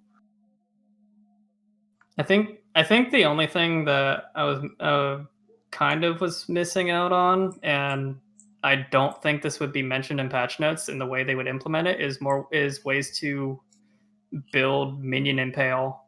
The only way I could see them doing anything with that is giving it to something like champion, where it gives your minions impale chance or something, and extra impales. Yeah, that would be a really cool way to make like champion summoners a bit more interesting or a little bit more viable to play. I mean, I think that's probably still like usable as a summoner class, even though they're a bit far away from all the good minion stuff. But that would be a really cool way to scale minions as a champion, yeah. The champion's big draw before was hits can't be evaded, but now it hasn't been for a while now. Yeah, like that hasn't been a huge deal for a while, and it's only getting easier now to get like minion hit caps. So it's just not. I can't really think of a good reason to make a champion summon. I mean, it has a lot of aura effect early and free banners and fortify. I think it's mainly the banners and being tanked, like having defense for yourself as well. Yeah, a lot of armor and permanent fortify, which is really good if you're having to use a bow, or dancing duo, which doesn't let you shield charge or do any movement skill except like consecrated path, which would activate fortify. You can't even vigilant strike. Also, that's another annoying thing. You can't, with that new wand base type, you can't vigilant strike. You would have to weapon swap for it, but that's kind of solved by Kingmaker. So that's kind of, at least that's kind of. I didn't even mention Blink Arrow, Mirror Arrow. Those are going to be a little better now, and you're not going to like Lionized Glare is. Lionized Glare doesn't have as much of a use anymore.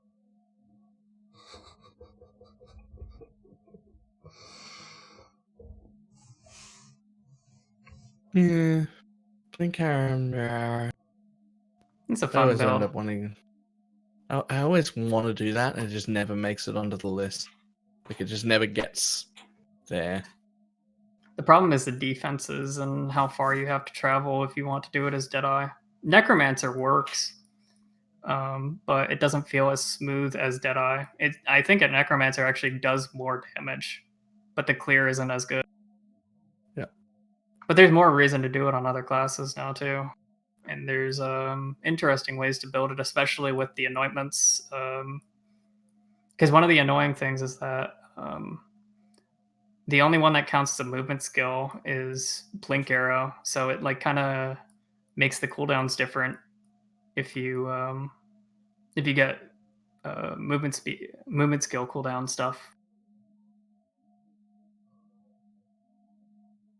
But that could be interesting. I definitely see a lot of potential in that. It's just the defenses on if you do it as Deadeye, it's kind of rough. Right. I hate to cancel like the whole cool discussion and stuff, but I really have to go. Yeah, like, I was never intending to hold you here for more than 3 hours, guys. I know we were just like having like super cool discussion, so I didn't say anything, but I probably should have went to bed about half an hour ago. So I thought now is probably the time to say something. Well, I think Ubo also mentioned that he didn't know whether he had the full 2 hours time when I asked for 2 hours, and now it's 3, so I feel a little bit. No, it's fine. But we got the links in chat. If you guys want to follow Uber and Balor and Yoji on Twitter and Twitch, that would be amazing, because then you can get a lot more of that quality glowy brain discussion stuff. If you missed the beginning, this is going to be in full on YouTube, and we're going to plan another podcast somewhere down the road, probably 2 weeks into the league. Is there anything I wanted to say? No. Thank you guys for joining. It was amazing to have you both. Thanks for all your time and the insightful discussion. and and the uncomplicated, just hopping on the Discord and doing it. We didn't plan this much longer than a week ago. So thank you both. Yeah, no Thanks problem. for inviting me. I always like doing podcasts talking about PoE. I think you don't really get much. I don't really get much time to talk about PoE in my usual IRL stuff. So I always really enjoy discussing and talking about builds and stuff with people. And podcasts are always fun. Yeah, thanks for having me. Like what I said, I mentioned this in like my interview. Like I think having more group discussion type of stuff before a patch hits is really, really nice, because like it's so nice to be able to bounce ideas off of people, because like you always forget like one or two things when it comes to a certain build.